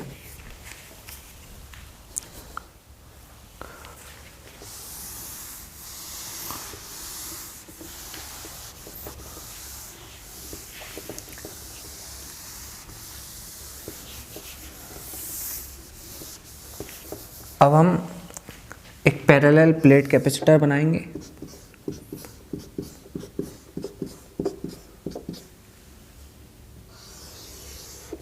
नेगेटिव कुछ इस तरह से, इसका एरिया मान लेंगे A, इसका चार्ज मान लेंगे +Q, चार्ज डेंसिटी मान लेंगे +σ, इधर चार्ज डेंसिटी मान लेंगे -σ, चार्ज मान लेंगे +Q, एरिया मान लेंगे A। ठीक है, और आपको ये चीज़ ध्यान में होनी चाहिए कि जो चार्ज डेंसिटी होती है वो होती है चार्ज पर यूनिट एरिया। ठीक है, चलिए अब देखो ये पॉजिटिव चार्ज है, ये नेगेटिव चार्ज है, तो पॉजिटिव से नेगेटिव की तरफ एक इलेक्ट्रिक फील्ड निकलेगी। अब उसकी मैग्नीट्यूड हम मान लेते हैं E0। ठीक है, तो ये डाइलेक्ट्रिक को इंसर्ट करने से पहले की कंडीशन है। अब मान लीजिए हमने एक डाइलेक्ट्रिक को इंसर्ट किया कुछ इस तरह से। ठीक है, ये डाइलेक्ट्रिक को हमने इंसर्ट किया, तो जैसे ही हम डाइलेक्ट्रिक को इंसर्ट करेंगे तो इसके जो कुछ फ्री इलेक्ट्रॉन्स हैं वो इस पॉजिटिव चार्ज की वजह से यहाँ पर खींचकर आ जाएंगे, तो यहाँ पर नेगेटिव चार्ज हो जाएगा। मतलब जैसे ही आपने डाइलेक्ट्रिक को इंसर्ट किया तो इसके पास कुछ फ्री इलेक्ट्रॉन होंगे, तो वो इलेक्ट्रॉन इस पॉजिटिव की तरफ भागेंगे, जिसकी वजह से इधर साइड नेगेटिव चार्ज आ जाएगा और इधर साइड पॉजिटिव। तो यहाँ पर कुछ इंड्यूस चार्ज आ जाएगा, इंड्यूस चार्ज दोनों तरफ। ठीक है, अब देखिए इधर नेगेटिव चार्ज है, इधर पॉजिटिव चार्ज है, तो जाहिर सी बात है पॉजिटिव से नेगेटिव की तरफ कुछ इलेक्ट्रिक फील्ड भी बनेगी, जिसको हम कहेंगे इंड्यूस्ड इलेक्ट्रिक फील्ड। ठीक है, चलिए अब देखिए एक चीज़ देखिए आप, जो पैरेलल प्लेट की वजह से इलेक्ट्रिक फील्ड थी उसकी डायरेक्शन है इस तरफ E0, और जो डाइलेक्ट्रिक के अंदर इंड्यूस्ड इलेक्ट्रिक फील्ड बनी है उसकी डायरेक्शन है कुछ इस तरफ। ठीक है, तो जो नेट इलेक्ट्रिक फील्ड है between the plates of capacitor वो घट जाएगी, और ई नेट को हम कुछ इस तरह से लिखेंगे कि E net is equal to E0 minus E induced. ठीक है, ठीक है। अब अगर आप इसको सोल्व करोगे तो आपको पता चलेगा कि जो नेट इलेक्ट्रिक फील्ड आएगी आफ्टर इंसर्टिंग द डाइलेक्ट्रिक, तो आएगी ई नोट अपॉन के। अब ये जो के है ये है डाइलेक्ट्रिक कांस्टेंट, मतलब ये जो डाइलेक्ट्रिक है उसका एक कांस्टेंट है जिसको हम कहेंगे डाइलेक्ट्रिक कांस्टेंट, और ये मटेरियल की प्रॉपर्टी होती है। मतलब अगर आप मटेरियल को बदल दोगे तो डाइलेक्ट्रिक कांस्टेंट बदल जाएगा, ठीक है। तो आपको बस इतना ध्यान रखना है, जब आपने डाइलेक्ट्रिक को नहीं लगाया था तो इलेक्ट्रिक फील्ड थी ई नोट, लेकिन आपने जब डाइलेक्ट्रिक को इंसर्ट कर दिया बिटवीन द प्लेट्स तो जो नेट इलेक्ट्रिक फील्ड थी वो घटकर हो गई ई नोट अपॉन के। अब के की वैल्यू कुछ भी हो सकती है, 2 हो सकती है, 3 हो सकती है, 10 हो सकती है, ठीक है, डिपेंड करेगा कि किस तरह का मटेरियल लिया है, ठीक है। तो इस चीज़ को ध्यान रखना। और बहुत बार ये भी क्वेश्चन पूछा जाता है कि जो डाइलेक्ट्रिक के साइड पर ये जो इंड्यूस चार्ज हुआ है इसकी वैल्यू बताइए। तो इसका भी आप फॉर्मूला ध्यान रख लेना। तो sigma induced is equal to sigma, जो कैपेसिटर की प्लेट पर है सिग्मा, ठीक है, ये वाला सिग्मा, ब्रैकेट 1 - 1 अपॉन के। ये जो के है ये डाइलेक्ट्रिक कांस्टेंट है जो आपको क्वेश्चन में गिवन होगा। तो आप ये 2 फॉर्मूले ध्यान में रखिए कि जब भी डाइलेक्ट्रिक को इंसर्ट किया जाता है बिटवीन द प्लेट्स तो नेट इलेक्ट्रिक फील्ड हो जाती है ई नोट अपॉन के, और जो इंड्यूस चार्ज आता है डाइलेक्ट्रिक के साइड में वो होता है सिग्मा 1 - 1 अपॉन के, ठीक है। और आप एक चीज़ और ध्यान रखना, जो डाइलेक्ट्रिक कांस्टेंट ऑफ मेटल होता है वो होता है इनफाइनाइट। ये चीज़ भी आपके काफ़ी काम में आने वाली है, ठीक है। चलिए अब मैं इन चीज़ों को रफ कर रहा हूँ।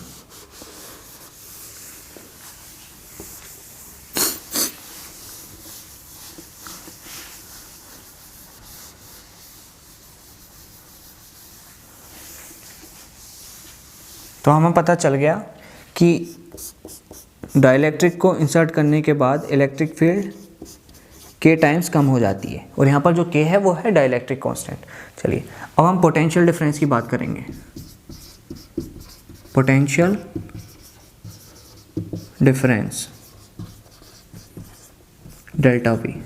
चलिए तो देखो आपने इलेक्ट्रिक फील्ड में पोटेंशियल डिफरेंस की ये वाला रिलेशन पढ़ा होगा।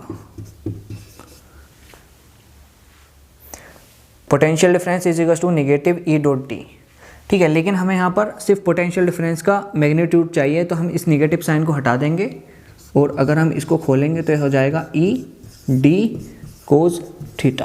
यहाँ पर जो थीटा है वो angle between electric field and distance का है, ठीक है। अब देखिए इस केस में इलेक्ट्रिक फील्ड की डायरेक्शन भी यही है और डिस्टेंस की डायरेक्शन भी यही है, इसको हम डी मान लेते हैं, ठीक है। तो इलेक्ट्रिक फील्ड की डायरेक्शन भी यही है और डिस्टेंस की डायरेक्शन भी यही है, तो यहाँ पर थीटा की वैल्यू आ जाएगी 0 डिग्री। तो अगर हम पोटेंशियल डिफरेंस को आगे बढ़ाएंगे तो हो जाएगा ई डी और कोस 0, कोस 0 की वैल्यू हो जाएगी 1, तो पोटेंशियल डिफरेंस की जो एक्चुअल वैल्यू आ जाएगी ई इंटू डी, मतलब इलेक्ट्रिक फील्ड इंटू डिस्टेंस, ये आ गई, ठीक है। चलिए अब हमें पता लगाना है कि जब हमने डाइलेक्ट्रिक कांस्टेंट इंसर्ट नहीं किया था तो क्या पोटेंशियल है, और जब कर दिया तो क्या है, ठीक है। तो हम पहले मान लेते हैं बिफोर, ठीक है, और फिर लेंगे हम आफ्टर।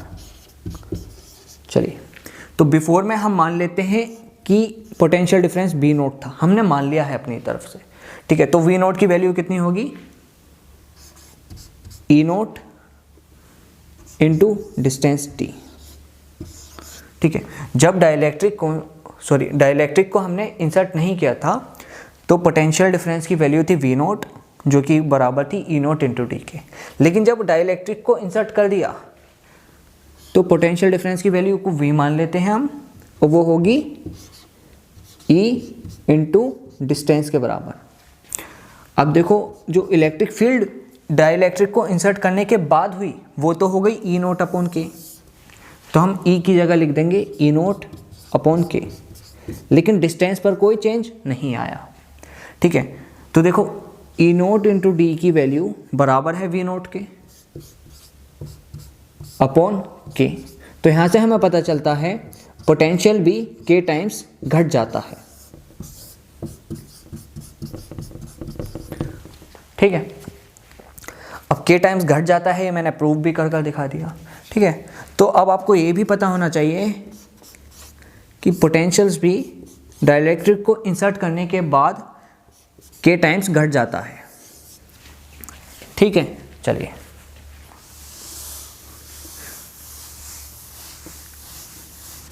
तो आपको ये पता चल गया कि जब डाइलेक्ट्रिक को हमने इंसर्ट नहीं किया था पैरेलल प्लेट कैपेसिटर के बीच में, तो इलेक्ट्रिक फील्ड थी ई नोट, इंसर्ट करने के बाद हो गई ई नोट अपॉन के, और पोटेंशियल था वी नोट, इंसर्ट करने के बाद हो गया वी नोट अपॉन के। मतलब दोनों ही चीज़ें इलेक्ट्रिक फील्ड और पोटेंशियल के टाइम्स घट जाते हैं डाइलेक्ट्रिक को इंसर्ट करने के बाद। ठीक है, अब हम देखते हैं कैपेसिटेंस। चलिए इसको सी से डिनोट करते हैं। तो पहले मान लेते हैं मतलब बिफोर और ये हो गया आफ्टर। ठीक है, बिफोर मान लेते हैं सी नोट, और सी नोट की वैल्यू क्या होगी, कितना चार्ज है अपॉन कितना पोटेंशियल है, तो पोटेंशियल था वी नोट। ठीक है, फिर फाइनल जब इंसर्ट कर दिया तो चार्ज तो क्यू ही रहेगा, लेकिन पोटेंशियल क्या हो जाएगा वी नोट अपॉन के, तो ये हो जाएगा वी नोट अपॉन के। तो ये कुछ इस तरह से आएगी K into Q upon V naught. अब देखो क्यू अपॉन वी नोट तो इनिशियल वो कैपेसिटेंस है, तो सी नोट इंटू के, मतलब डाइलेक्ट्रिक को इंसर्ट किया तो कैपेसिटेंस के टाइम्स बढ़ गया। ठीक है, तो जब इंसर्ट नहीं किया था तो कैपेसिटेंस की वैल्यू थी सी नोट, लेकिन जैसे ही डाइलेक्ट्रिक को इंसर्ट किया तो वो वैल्यू के टाइम्स इंक्रीज हो गई। ठीक है, चलिए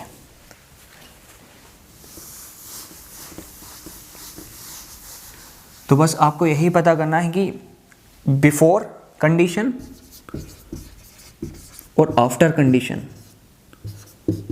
बिफोर में इलेक्ट्रिक फील्ड थी ई नोट, आफ्टर में हो गई ई नोट अपॉन के, पोटेंशियल था वी नोट, आफ्टर में हो गया वी नोट अपॉन के, और कैपेसिटेंस था सी नोट, आफ्टर में हो गया के सी नोट।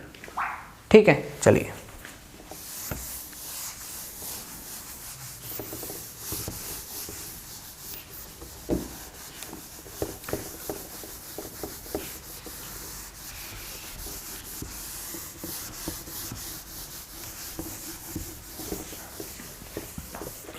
अब हम पढ़ेंगे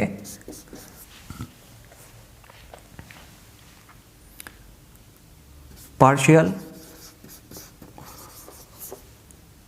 इंसर्टेड डाइलेक्ट्रिक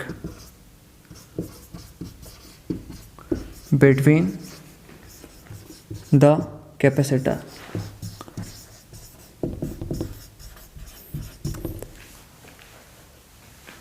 तो ये एक कैपेसिटर है, पैरेलल प्लेट कैपेसिटर,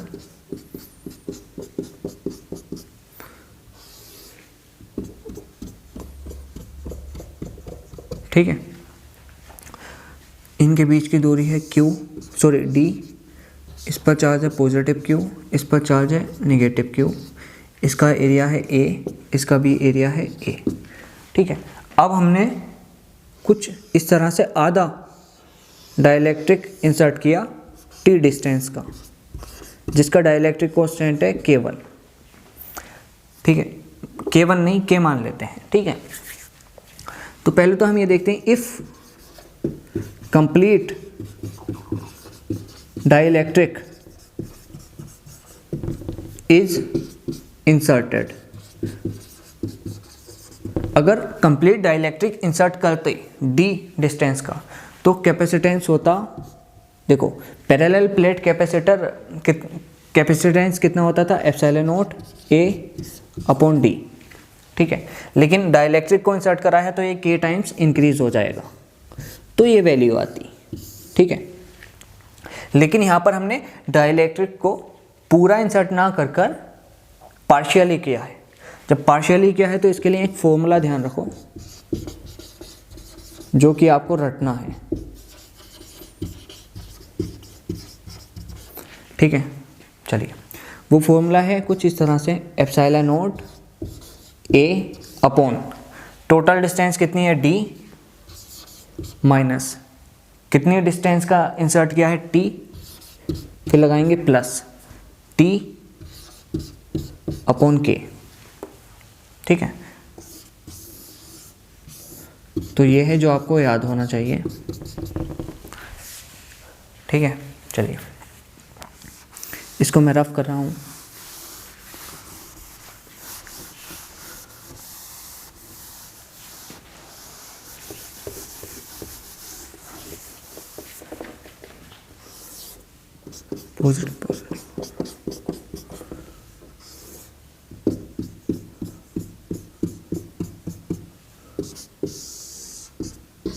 डी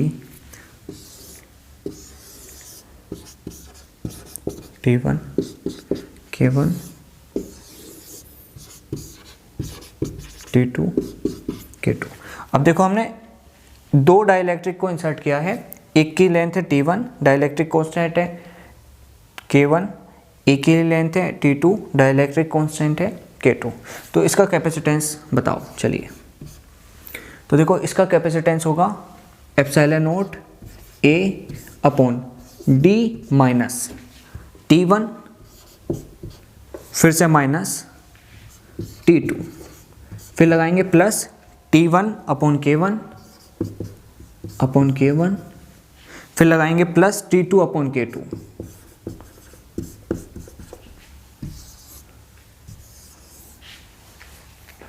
मतलब अगर यहाँ पर तीन डाइलेक्ट्रिक इंसर्ट होंगे कुछ इस तरह से, मान लो तीसरा, इसका डाइलेक्ट्रिक कांस्टेंट हो गया K3, लेंथ हो गई T3, तो कैपेसिटेंस हो जाएगा epsilon not A upon total distance कितनी है D minus T1 minus T3 minus T2। मतलब जितनी भी लेंथ है उनको पहले माइनस करेंगे, फिर plus T1 upon K1 plus T3 upon K3 plus T2 upon K2, ठीक है। अब मान लो चार डाइलेक्ट्रिक इंसर्ट होते हैं, मतलब T1 उनकी लेंथ होती और डाइलेक्ट्रिक कांस्टेंट होता K1, फिर T2 उसकी लेंथ होती और डाइलेक्ट्रिक कांस्टेंट होगा K2, फिर T3 लेंथ, डाइलेक्ट्रिक कांस्टेंट हो गया K3, फिर T4 उसकी लेंथ और डाइलेक्ट्रिक कांस्टेंट हो गया K4। मतलब यहाँ पर एक K4 भी लगा लें इस तरह से, मतलब इसका डाइलेक्ट्रिक कांस्टेंट हो गया K4, लेंथ हो गई T4। तो कैपेसिटेंस क्या होता, देखो अब तो आपने पकड़ लिया होगा कि करना क्या है। एप्सिलॉन नॉट लिखना है, फिर A लिखना है, फिर लिखना है टोटल डिस्टेंस कितनी है D, फिर minus T1 minus T2 minus T3 minus T4, और अगर यहीं 5 भी होते तो माइनस T5, 6 होता तो माइनस T6, समझ लो ना आप, ठीक है। फिर लगाएंगे plus T1 upon K1 plus T2 upon K2 plus T3 upon K3 plus T4 upon K4, और यहीं अगर T5 होता तो T5 अपॉन K5, ठीक है। तो एक मेथड है जो आपको पकड़ना है, ठीक है। जितने भी डाइलेक्ट्रिक को इंसर्ट करोगे उसकी लेंथ को सबसे पहले माइनस करो, फिर प्लस करो और लेंथ लिखो अपॉन डाइलेक्ट्रिक कांस्टेंट लिखो। तो एक पैटर्न है जो आपको पकड़ना है, ठीक है। चलिए,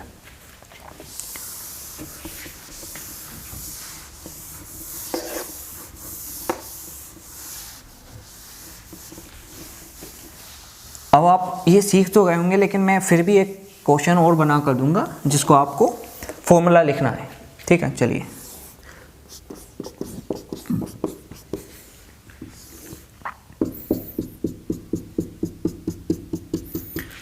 इसका एरिया A है, बीच की डिस्टेंस D है,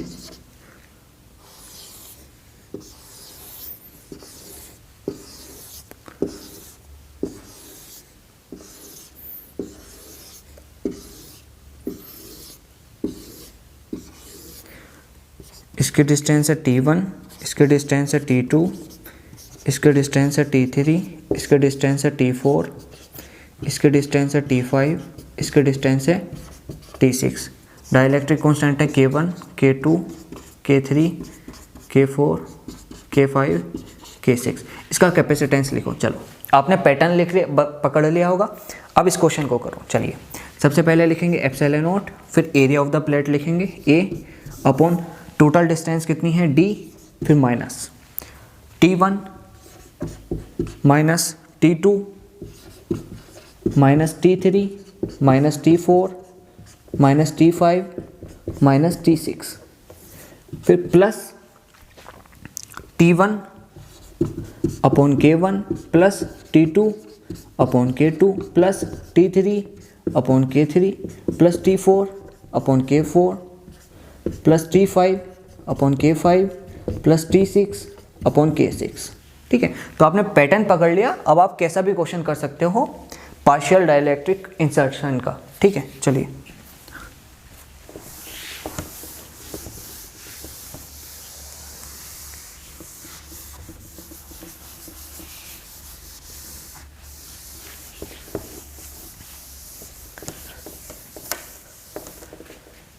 अब हम देखेंगे बैटरी कनेक्टेड, डिसकनेक्टेड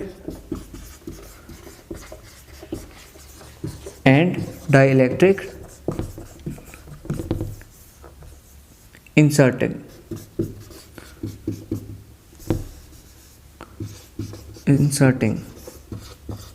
ठीक है, चलिए, मान लीजिए एक कैपेसिटर है, ये कनेक्टेड है बैटरी से। ठीक है, यहाँ पर पॉजिटिव चार्ज है। ठीक है, अब पॉजिटिव से इलेक्ट्रिक फील्ड निकली और निगेटिव की तक गई, तो हमने इसकी इलेक्ट्रिक फील्ड मान ली ई नोट। ठीक है, इसका पोटेंशियल मान लिया बैटरी का V, तो यहाँ पर भी V और यहाँ पर भी 0, तो यहाँ पर V और यहाँ पर 0, तो इसका पोटेंशियल आ गया V। ठीक है, कैपेसिटर के बीच का पोटेंशियल आ गया V। ठीक है, अब मान लो यहाँ से Q चार्ज निकला, तो इधर भी प्लस Q नोट, इधर भी माइनस Q नोट। ठीक है, हम पोटेंशियल को भी V नोट मान लेते हैं।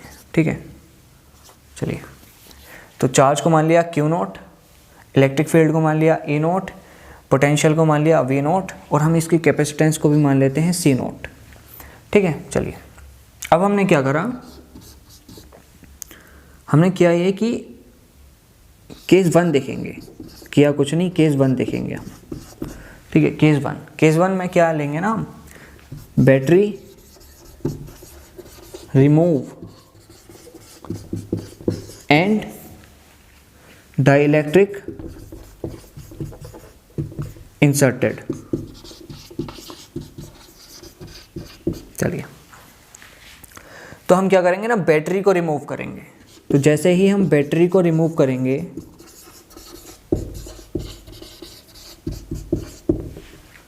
देखो बैटरी क्या कर रही थी ना, इसको चार्ज दे रही थी और इससे चार्ज ले रही थी, मतलब चार्ज का आदान प्रदान कर रही थी। लेकिन जैसे ही हमने बैटरी को ख़त्म किया, रिमूव किया, तो ये जो कैपेसिटर है ये आइसोलेट हो गया, मतलब अब ना ही इसको हम चार्ज देंगे ना ही इसे चार्ज लेंगे। तो बैटरी रिमूव करने के बाद ना चार्ज कांस्टेंट हो गया। सबसे बेहतरीन चीज़ ये पता होनी चाहिए आपको सबसे पहला, मतलब जैसे ही कहे एग्जामिनर बैटरी हमने कैपेसिटर में से रिमूव की, मतलब चार्ज कांस्टेंट हो गया। ठीक है, फिर जब हमने डाइलेक्ट्रिक इंसर्ट किया तो भी कुछ चेंजेस आएंगे, वो भी हम देखेंगे। ठीक है, मैं इसको रफ कर रहा हूँ अब, ठीक है, इसका अब ज़्यादा कुछ काम रहा नहीं। तो हम देखेंगे बिफोर वाली कहानी और आफ्टर वाली कहानी, ठीक है।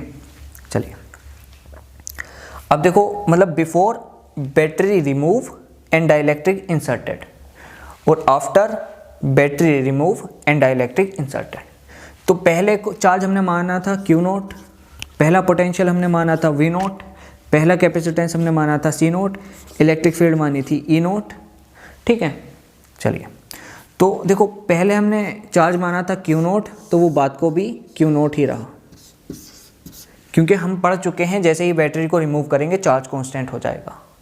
अब डाइलेक्ट्रिक इंसर्ट करो या निकालो, फर्क नहीं पड़ता, चार्ज कांस्टेंट रहेगा, ठीक है। चलिए वो देखो V नोट, इसको हम बात को देखेंगे, पहले हम इलेक्ट्रिक फील्ड को देखेंगे। देखो अभी हमने थोड़ी देर पहले ही पढ़ा है, जब भी किसी भी पैरेलल प्लेट कैपेसिटर में या किसी भी कैपेसिटर में आप डाइलेक्ट्रिक को इंसर्ट करते हो तो इलेक्ट्रिक फील्ड डिक्रीज हो जाती है E note by K times. तो बस वही यहाँ पर लिखना है, ठीक है। अब जब इलेक्ट्रिक फील्ड भी डिक्रीज हो जाएगी तो देखो ये वाला रिलेशन पता है, E इंटू डी। अब देखो हमने डिस्टेंस में तो कोई चेंज किया नहीं है, अब इलेक्ट्रिक फील्ड कम हुई है तो पोटेंशियल भी कम होगा, तो पोटेंशियल भी कितना हो जाएगा, V naught upon K times, ठीक है। अब कैपेसिटेंस की हम बात करते हैं। चलिए तो हमने पीछे देखा था कैपेसिटेंस इंक्रीज हो जाता है KC नोट, मतलब K टाइम्स। यहाँ पर K क्या है, डाइलेक्ट्रिक कांस्टेंट। तो मैं फिर से थोड़ा सा रिवाइज कराता हूँ। जैसे ही हमने बैटरी को रिमूव किया चार्ज कांस्टेंट हो गया, तो बिफोर चार्ज Q नोट है, आफ्टर भी चार्ज Q नोट ही रहेगा। लेकिन जो इलेक्ट्रिक फील्ड है वो पहले E नोट थी, बाद को E नोट बाई K हो गई, क्योंकि डाइलेक्ट्रिक को इंसर्ट करने के बाद एक इंड्यूस्ड इलेक्ट्रिक फील्ड बनी जिसने इसको अपोज किया और K टाइम्स कम कर दिया। तो ठीक है, ये बात तो आपके याद भी थी कि E नोट से E नोट बाई K हो गई, ठीक है। अब देखो इस रिलेशन से पोटेंशियल भी K टाइम्स डिक्रीज हो जाएगा, ठीक है। और कैपेसिटेंस की बात करें तो ये बात ध्यान रखना, हमेशा जब भी डाइलेक्ट्रिक को इंसर्ट करोगे तो कैपेसिटेंस K टाइम्स इंक्रीज करेगा, तो ये हो गया KC नोट टाइम्स, ठीक है। अब बात करते हैं एनर्जी की। एनर्जी को हम मान लेते हैं U नोट, इनिशियल एनर्जी को। तो देखो यहाँ पर चार्ज कांस्टेंट है तो हम चार्ज वाला फॉर्मूला लिखेंगे, क्या था, Q note square upon 2C note, ठीक है। तो इनिशियल एनर्जी इतनी थी। After battery remove and dielectric inserted कितनी एनर्जी होगी वो भी हम देखेंगे। देखो चार्ज कितना है Q नोट, तो इस पर तो कोई फर्क नहीं पड़ा, Q नोट स्क्वायर अपॉन 2 पर भी कोई फर्क नहीं पड़ेगा, ठीक है। लेकिन जो कैपेसिटेंस है वो कितना हो गया, KC note into KC note. तो देखो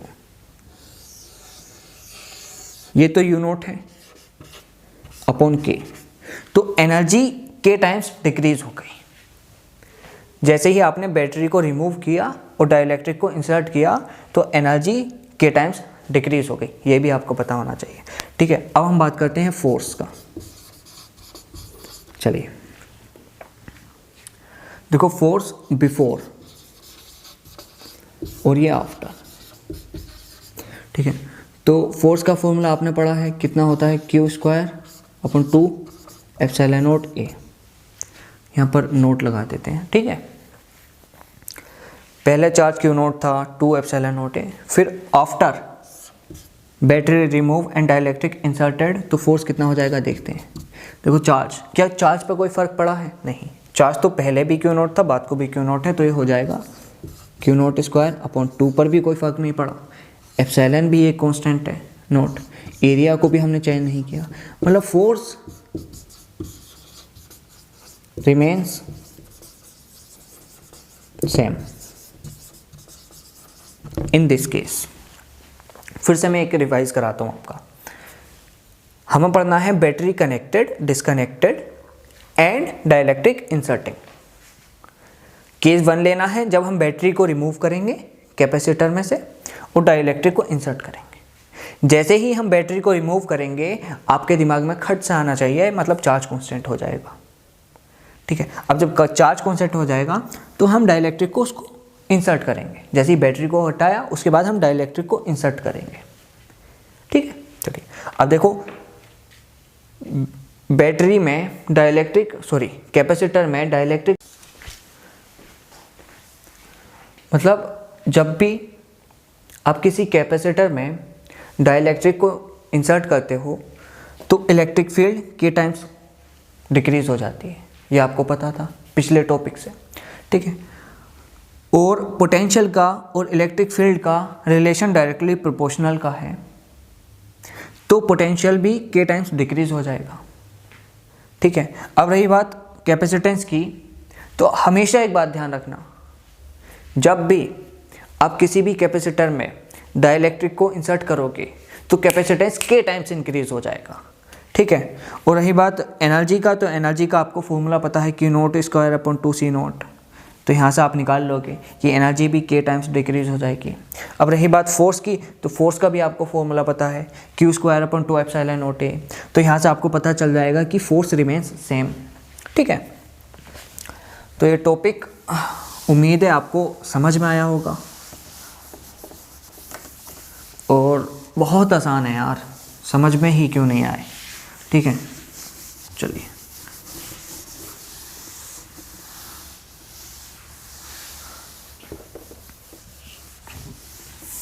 अब हम देखेंगे केस सेकंड।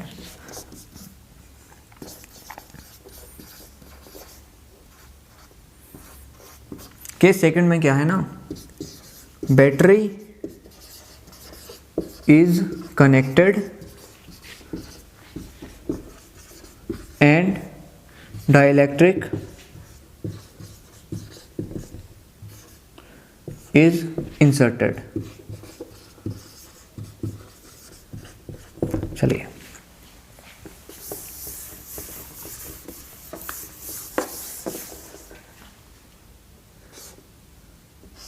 मतलब ये एक कैपेसिटर है, इससे बैटरी कनेक्टेड है, ठीक है। अब इस पर पॉजिटिव चार्ज है, इस पर नेगेटिव चार्ज है, तो इसकी इलेक्ट्रिक फील्ड को हम मान लेते हैं इनिशियली E0, इसके पोटेंशियल को हम इनिशियली मान लेते हैं V0, इसके चार्ज को हम इनिशियली मान लेते हैं Q0, इसकी कैपेसिटेंस को हम इनिशियली मान लेते हैं C0। अब जब हमने बैटरी को कनेक्टेड रहने दिया और डाइलेक्ट्रिक को इंसर्ट कर दिया, मतलब ये कुछ इस तरह से कंडीशन बन गई,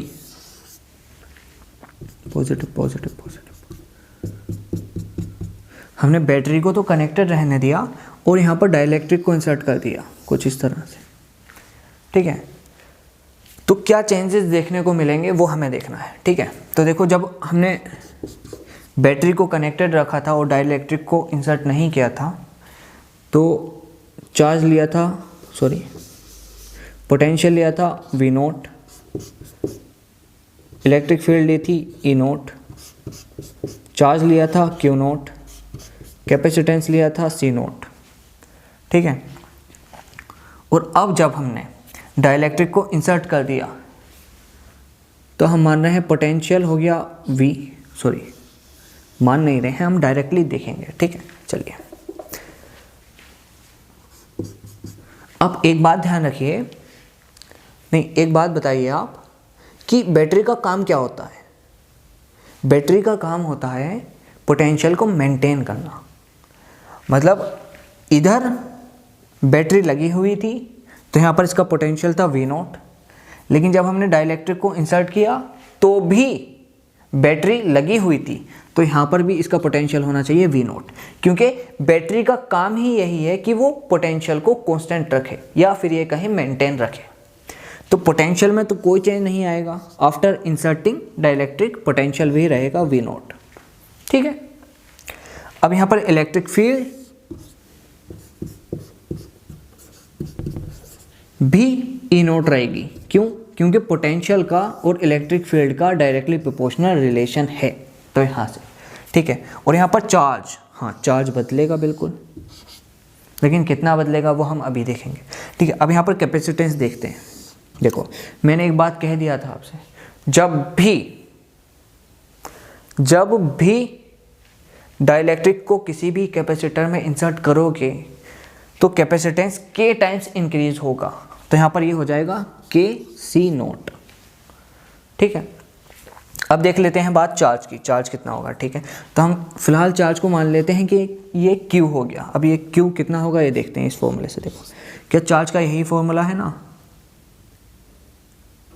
CV। ठीक है, अब देखो कैपेसिटेंस कितना हो गया के सी नोट इंटू पोटेंशियल कितना है V नोट। तो यहाँ पर तो चार्ज का फॉर्मूला ये आया है, और इनिशियली चार्ज का फॉर्मूला कितना आएगा वो देख लेते हैं।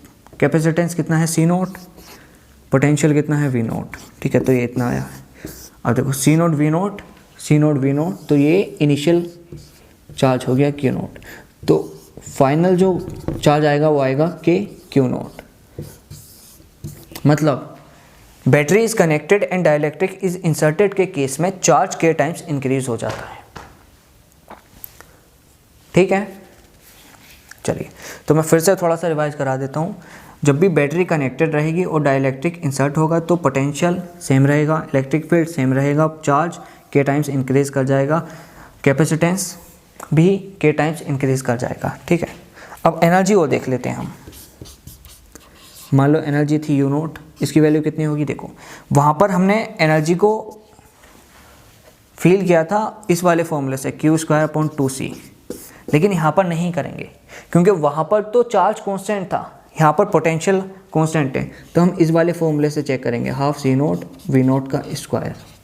ठीक है, half C naught V note का स्क्वायर। तो यहाँ पर पोटेंशियल कितना होगा देखते हैं, सॉरी पोटेंशियल एनर्जी कितनी होगी देखते हैं। चलिए हाफ तो एक कांस्टेंट है, C कैपेसिटेंस कितना हो गया के सी नोट, और पोटेंशियल में कोई चेंज नहीं आया है तो V नोट का स्क्वायर। तो यहाँ पर पोटेंशियल एनर्जी हो गई, देखो half C naught V naught square, और ये half C naught V naught square, ये हो गई इनिशियल एनर्जी, तो के U नोट। मतलब जो पोटेंशियल एनर्जी है वो के टाइम्स इंक्रीज हो गई। ठीक है, चलिए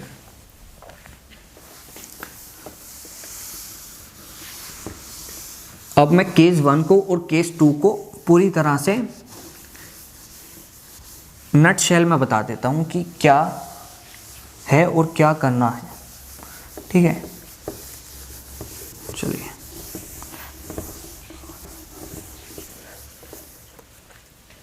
case 1, battery is remove and dielectric inserted।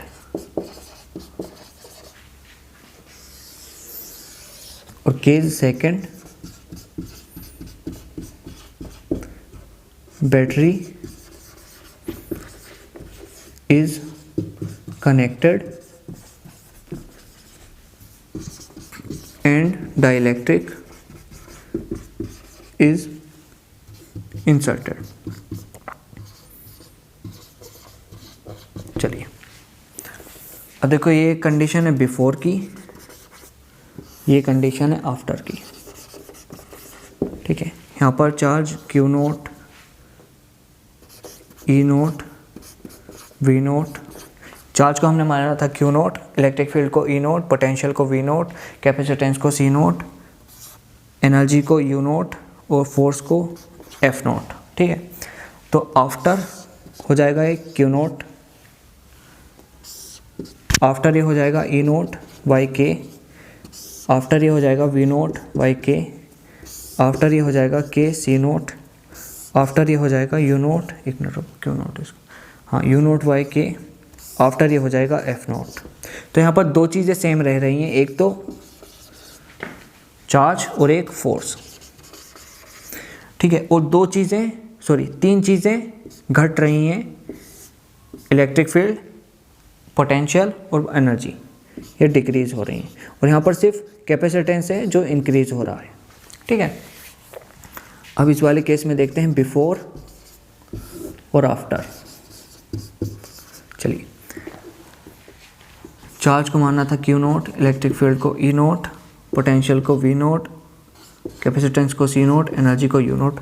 Force को नहीं देखेंगे क्योंकि इस केस में इतना इंपॉर्टेंट नहीं है। चलिए चार्ज इंक्रीज कर जाएगा के Q not, electric field same रहेगी, पोटेंशियल सेम रहेगा, कैपेसिटेंस तो ऑलवेज इंक्रीज करेगा, एनर्जी भी इंक्रीज कर जाएगी, हाँ एनर्जी इंक्रीज कर जाएगी। ठीक है, तो यहाँ पर दो चीज़ें सेम रह रही हैं, इलेक्ट्रिक फील्ड और इलेक्ट्रिक पोटेंशियल, और दो चीज़ें यहाँ पर तीन चीज़ें यहाँ पर, चार्ज, कैपेसिटेंस और एनर्जी इंक्रीज कर रही हैं। मतलब battery is connected and dielectric is inserted में कोई भी चीज़ डिक्रीज नहीं करती। ठीक है, चलिए, तो उम्मीद है अभी तक आपको समझ में आ रहा होगा।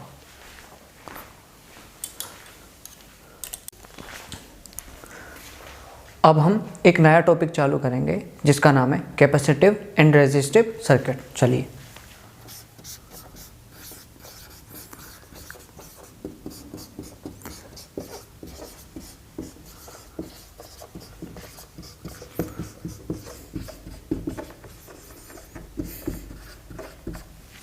Capacitive and resistive circuit. चलिए,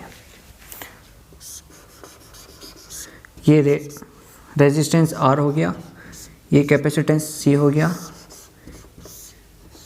ये बैटरी का वोल्टेज B हो गया। ठीक है, तो हमें क्या देखना है ना, देखना है टू स्टेट्स ऑफ कैपेसिटर। मतलब कैपेसिटिव एंड रेजिस्टिव सर्किट में कैपेसिटर की दो स्टेट देखनी है। पहली at time is equal to 0 पर, मतलब इनिशियली, मतलब यहाँ पर एक की लगाते हैं हम। ठीक है, ये की हो गई। ठीक है, जैसे ही हमने इस की को क्लोज करा, मतलब टाइम इज इक्वल टू 0 पर, तो इस कैपेसिटर पर क्या असर पड़ेगा, ठीक है, वो देखना है हमें। चलिए हम देखते हैं। तो जैसे ही आप इस की को क्लोज करोगे टाइम इज इक्वल टू 0 पर, तो कैपेसिटर शॉर्ट सर्किट हो जाएगा। शॉर्ट सर्किट का मतलब कैपेसिटर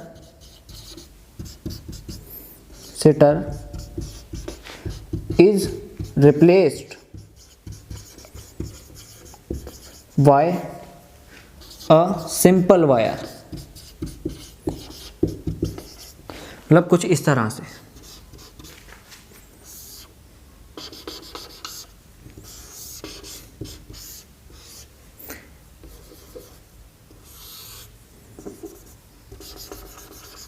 ये रेजिस्टेंस R हो गया, ये वोल्टेज B हो गया। अब देखो, capacitor is replaced bye simple wire, मतलब टाइम इज इक्वल टू 0 पर कैपेसिटर रिप्लेस हो जाता है सिंपल वायर से। ठीक है, तो अब ना एग्जामिनर आपसे यहाँ पर पूछता है कि करंट कितना हुआ, टाइम इज इक्वल टू 0 पर करंट कितना हुआ, वो आपको बताना है। तो अब आपको पता चल गया टाइम इज इक्वल टू 0 पर capacitor is replaced bye simple wire. तो यहाँ से करंट कितना आ जाएगा, potential of the battery V upon जितना रेजिस्टेंस है R। तो सर्किट में इतना करंट बहेगा, आप आसानी से बता दोगे। लेकिन आपको उसके लिए ये पता होना चाहिए टाइम इज इक्वल टू 0 पर कैपेसिटर शॉर्ट सर्किट हो जाता है, मतलब capacitor is replaced bye simple wire. ये चीज़ इंपॉर्टेंट है, आपको पता होनी चाहिए। ठीक है, चलिए अब जो सेकंड केस है वो कुछ इस तरह से है। At time is equal to infinite, इसको हम स्टेडी स्टेट भी कहते हैं। मतलब जब आपने की क्लोज करी तो इनफाइनाइट टाइम बाद क्या हाल है इस सर्किट का, वो हमें देखना है। चलिए देखो, time is equal to infinite पर या स्टेडी स्टेट पर कैपेसिटर ओपन सर्किट हो जाता है। ओपन सर्किट मतलब ये जो आपको कैपेसिटर दिख रहा है ना, ये कुछ इस तरह से हो जाता है, मतलब ये ओपन सर्किट हो जाता है time is equal to infinite पर। तो एग्जामिनर फिर आपसे यहाँ पर करंट पूछता है कि कितना करंट है इस सर्किट में। तो देखो, जब सर्किट ही कंप्लीट नहीं है, सर्किट ही ब्रेक है, तो यहाँ पर करंट कितना बहेगा, 0। ठीक है, तो टू स्टेट्स ऑफ कैपेसिटर ध्यान रखना, time is equal to initial पर sorry time is equals to 0 पर कैपेसिटर शॉर्ट सर्किट हो जाता है, capacitor is replaced by a simple wire. और time is equals to infinite पर उसको कहते हैं स्टेडी स्टेट। तो ये कैपेसिटर ओपन सर्किट हो जाता है, मतलब सर्किट ही ब्रेक हो जाएगा, सर्किट ही कंप्लीट नहीं होगा। ठीक है, चलिए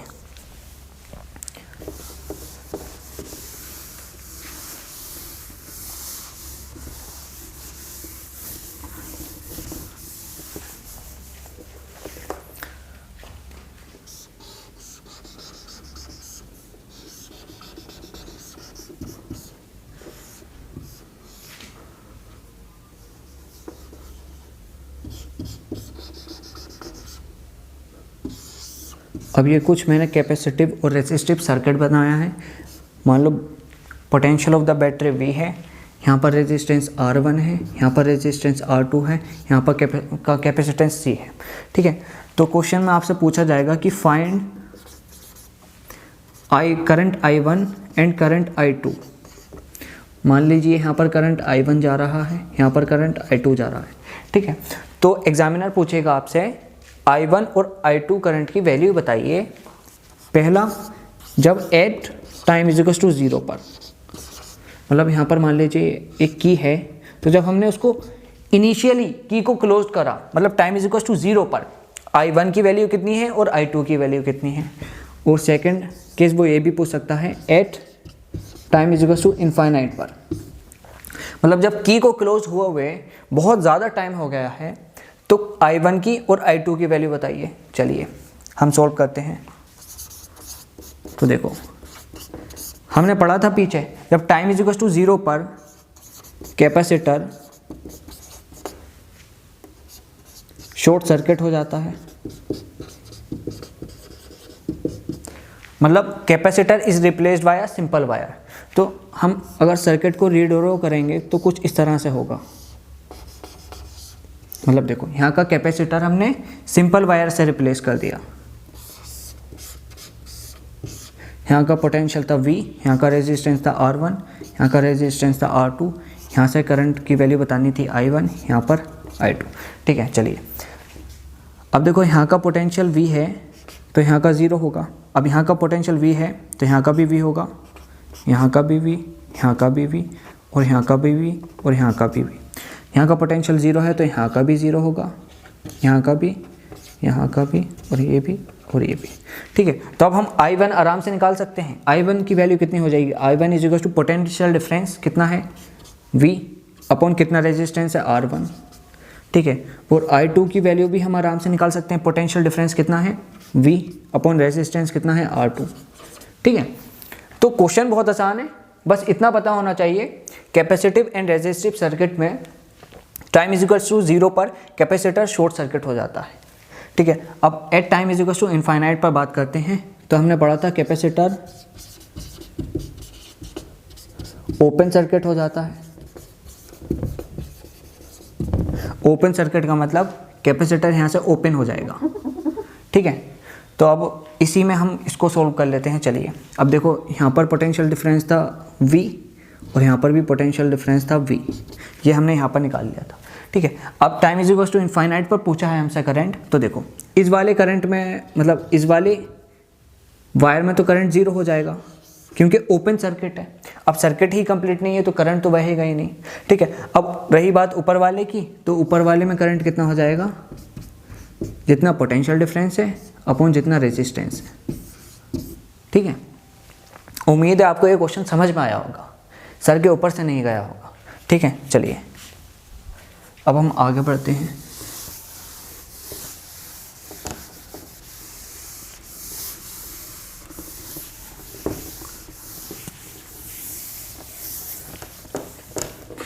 अब हम लास्ट टॉपिक देखेंगे अपना, कैपेसिटेंस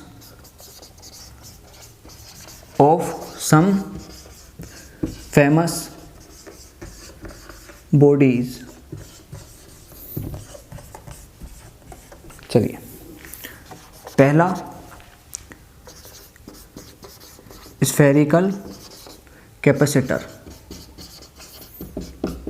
ये तो आप देख चुके हो। इसका कैपेसिटेंस होता है epsilon not, sorry 4 pi epsilon not R। जब कैपेसिटेंस एयर में रखा हो तो, ठीक है, ये आप देख चुके हो इसलिए मैं इसको एक्सप्लेन नहीं करूँगा। सेकंड, पैरेलल प्लेट कैपेसिटर, ठीक है, पैरेलल प्लेट कैपेसिटर ये भी आप देख चुके हो, कैपेसिटेंस होता है एप्सिलॉन नॉट ए अपॉन डी। इसको भी मैं एक्सप्लेन नहीं करूँगा, ये जब होता है जब ये एयर में रखा होगा, ठीक है।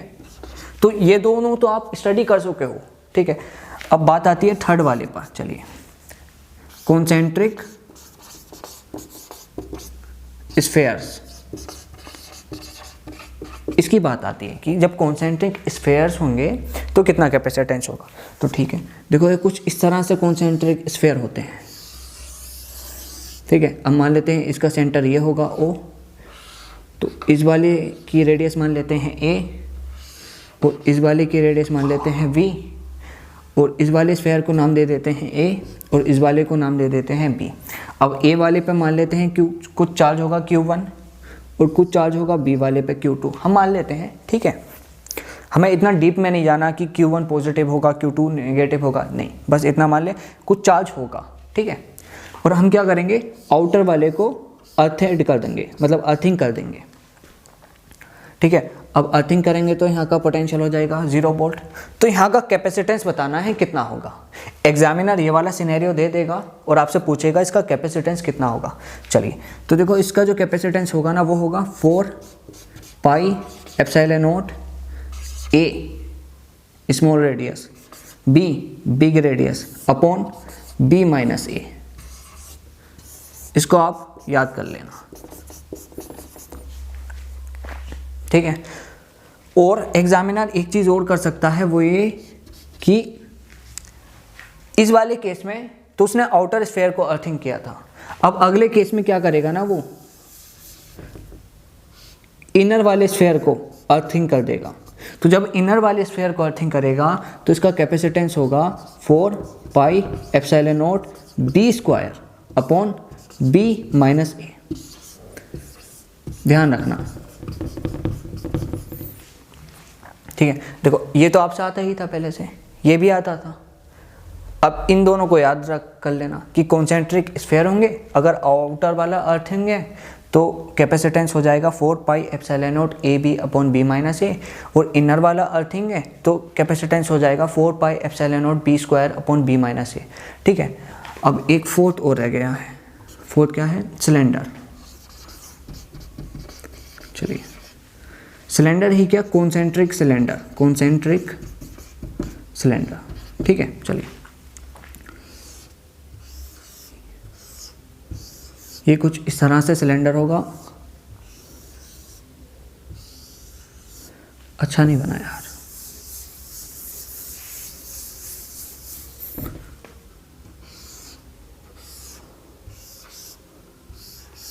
ये मिड लाइन जा रही होगी। अब एक सिलेंडर और होगा, ठीक है। इस वाले सिलेंडर की रेडियस होगी A, इस वाले सिलेंडर की रेडियस होगी B, इस पर चार्ज होगा कुछ Q1, इस पर चार्ज होगा कुछ Q2, ठीक है। और आउटर वाला सिलेंडर अर्थिंग होगा, तो इसका कैपेसिटेंस जो होता है ना वो आपको ध्यान में रखना है, वो होता है 2 pi epsilon naught upon log to the base E B अपॉन A।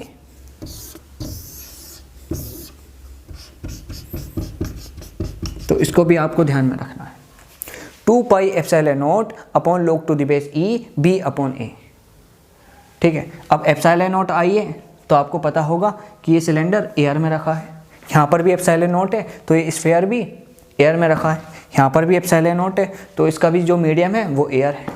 ये तो छोटी छोटी चीज़ें हैं, आपको पता होनी चाहिए क्योंकि अब आपने इलेक्ट्रोस्टैटिक्स पढ़ लिया, ठीक है। तो ये 4 फेमस बॉडीज़ हैं जिनका आपको याद होना चाहिए कैपेसिटेंस। चलिए,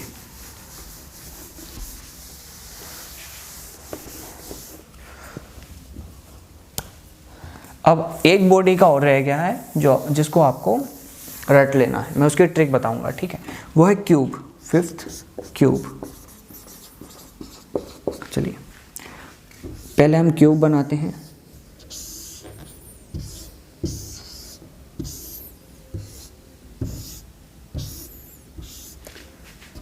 यहाँ पर कैपेसिटेंस सी,